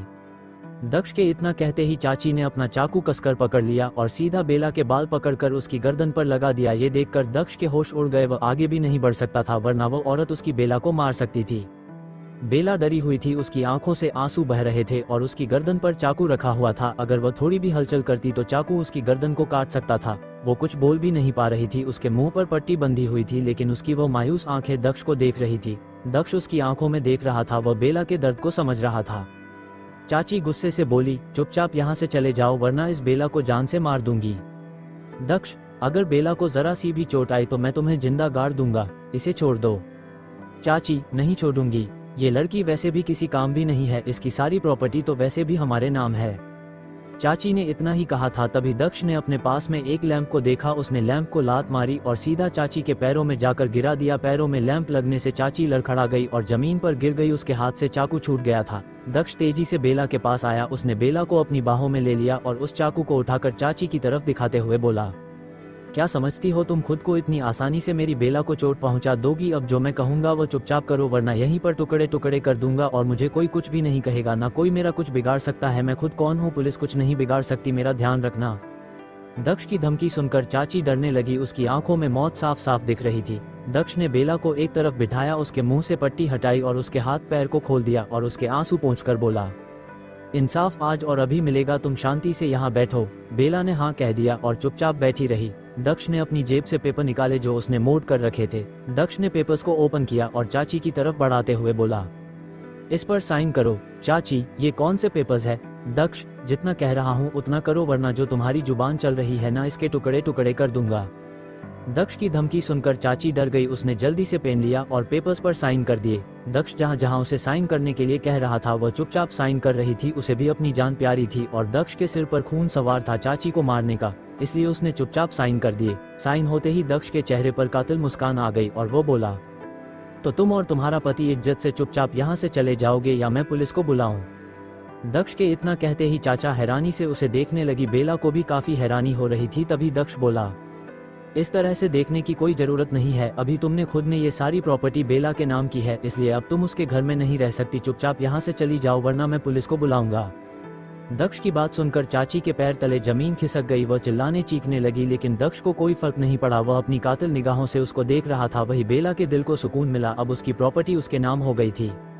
दक्ष ने बड़ी चालाकी से सब कुछ हैंडल कर लिया था। तभी बेल के चाचा जी वहां पहुंच गए, उन्होंने इस हंगामे में को देखा तो वह भी कमरे के अंदर आए, और जब उन्हें ये सब पता चला तो उन्हें भी बहुत गुस्सा आया और दक्ष की तरफ बढ़ने लगे, उसकी कॉलर पकड़ने लगे। तभी दक्ष ने उनकी शर्ट पकड़कर उन्हें जमीन पर धक्का मार दिया और उंगली दिखाते हुए बोला, मुझसे उम्मीद मत करना कि मैं बड़ों की इज्जत करूंगा, जो चीज मुझे खटकती है उसे मैं काट ही देता हूँ। चुपचाप दोनों पति पत्नी यहाँ से निकल जाओ, इसके पहले मैं चाकू से तुम्हारे शरीर के अंग भंग करूँ, चुपचाप यहाँ से निकल जाओ।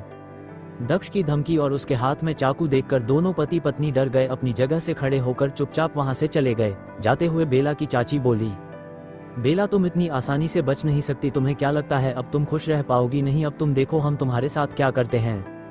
इतना कहकर चाची उसे नफरत से देखते हुए वहां से चली गई। दक्ष भी कमरे से बाहर चला गया और उसने घर के दरवाजे को अंदर से बंद कर दिया और वापस बेला के कमरे में आया। उसने देखा बेला सोफे पर बैठी हुई रो रही थी, उसे रोते हुए दक्ष नहीं देख सकता था। दक्ष उसके पास आया और जमीन पर घुटनों के बल उसके सामने बैठ गया। दक्ष ने बेला का हाथ पकड़ा और बोला, क्या हुआ बेला, अब तुम क्यों रो रही हो? अब तो सब कुछ ठीक हो गया है ना?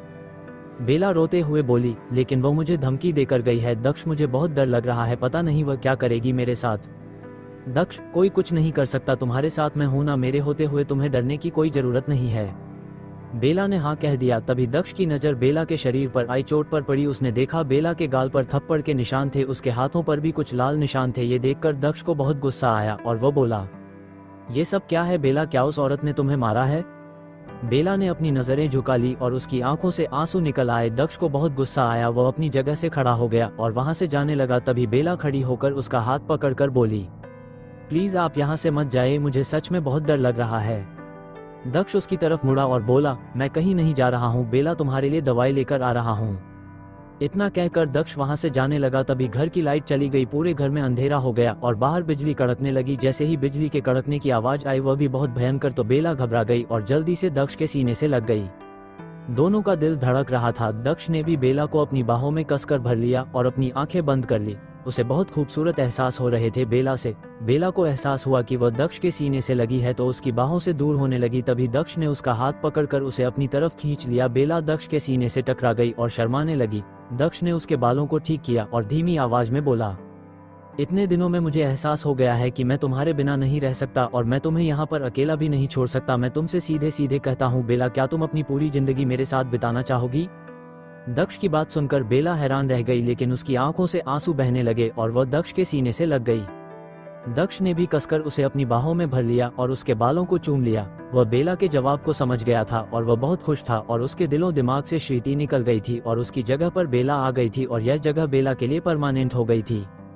दोनों एक दूसरे की बाहों में सिमटे हुए थे और बाहर बिजली कड़कने के साथ साथ बादल भी बरस रहे थे और बहुत तेज बारिश हो रही थी। कुल मिलाकर माहौल बहुत हसीन हो रहा था और ऐसे हसीन माहौल में वह दोनों एक दूसरे के बेहद करीब थे। बेला को शर्म आने लगी, वह दक्ष से दूर हुई और जाने लगी। तभी दक्ष ने उसका हाथ पकड़ लिया और उसके हाथ को मोड़ने लगा। बेला के मुंह से कराह निकल गई और उसका दिल जोरों से धड़कने लगा। वह दक्ष के सामने पीठ करके खड़ी थी और दक्ष का हाथ मरोड़ रहा था। दक्ष उसके करीब आया और उसके बालों की खुशबू लेते हुए बोला, आज मेरी हिम्मत नहीं है ड्राइविंग करने की, वरना तुम्हें अभी के अभी अपने घर ले जाता। तो क्यों ना आज की रात हम दोनों एक दूसरे के साथ बिताए। दक्ष की बात सुनकर बेला का दिल बहुत जोरों से धड़क रहा था, उसकी सांसें तेज हो रही थी। उसने अपना हाथ छुड़ा लिया और खिड़की के पास जाकर खड़ी हो गई। दक्ष नशे में चूर बेला के पास आया और उससे चिपक कर खड़ा हो गया और उसके बदन की खुशबू लेते हुए बोला, मैं तुमसे बहुत प्यार करता हूँ बेला, बहुत ज्यादा। दक्ष की बात सुनकर बेला की आंखों से खुशी के आंसू बहने लगे और वह अपनी धीमी आवाज में बोली, मैं भी आपसे बहुत प्यार करती हूँ और अपनी पूरी जिंदगी आपके साथ बिताना चाहती हूँ। दक्ष ने बेला को अपनी तरफ घुमाया और झट से उसके गाल को चूम लिया और धीरे धीरे उसके होठों की तरफ बढ़ने लगा। बेला घबरा रही थी, उसका बदन कांप रहा था और दक्ष उसके नाक से अपनी नाक रगड़ते हुए बोला, क्या मैं तुम्हारे होठों को चूम सकता हूँ? दक्ष के इतना कहते ही बेला ने अपनी नजरें झुका ली और दक्ष ने उसके होठ पर अपने होंठ रख दिए और बेला ने उसकी शर्ट कसकर पकड़ ली। उम्मीद है आज की कहानी आपको पसंद आई होगी। ऐसी और फैंटेसी स्टोरी के लिए चैनल को सपोर्ट करें। मिलते हैं अगले एपिसोड में। धन्यवाद।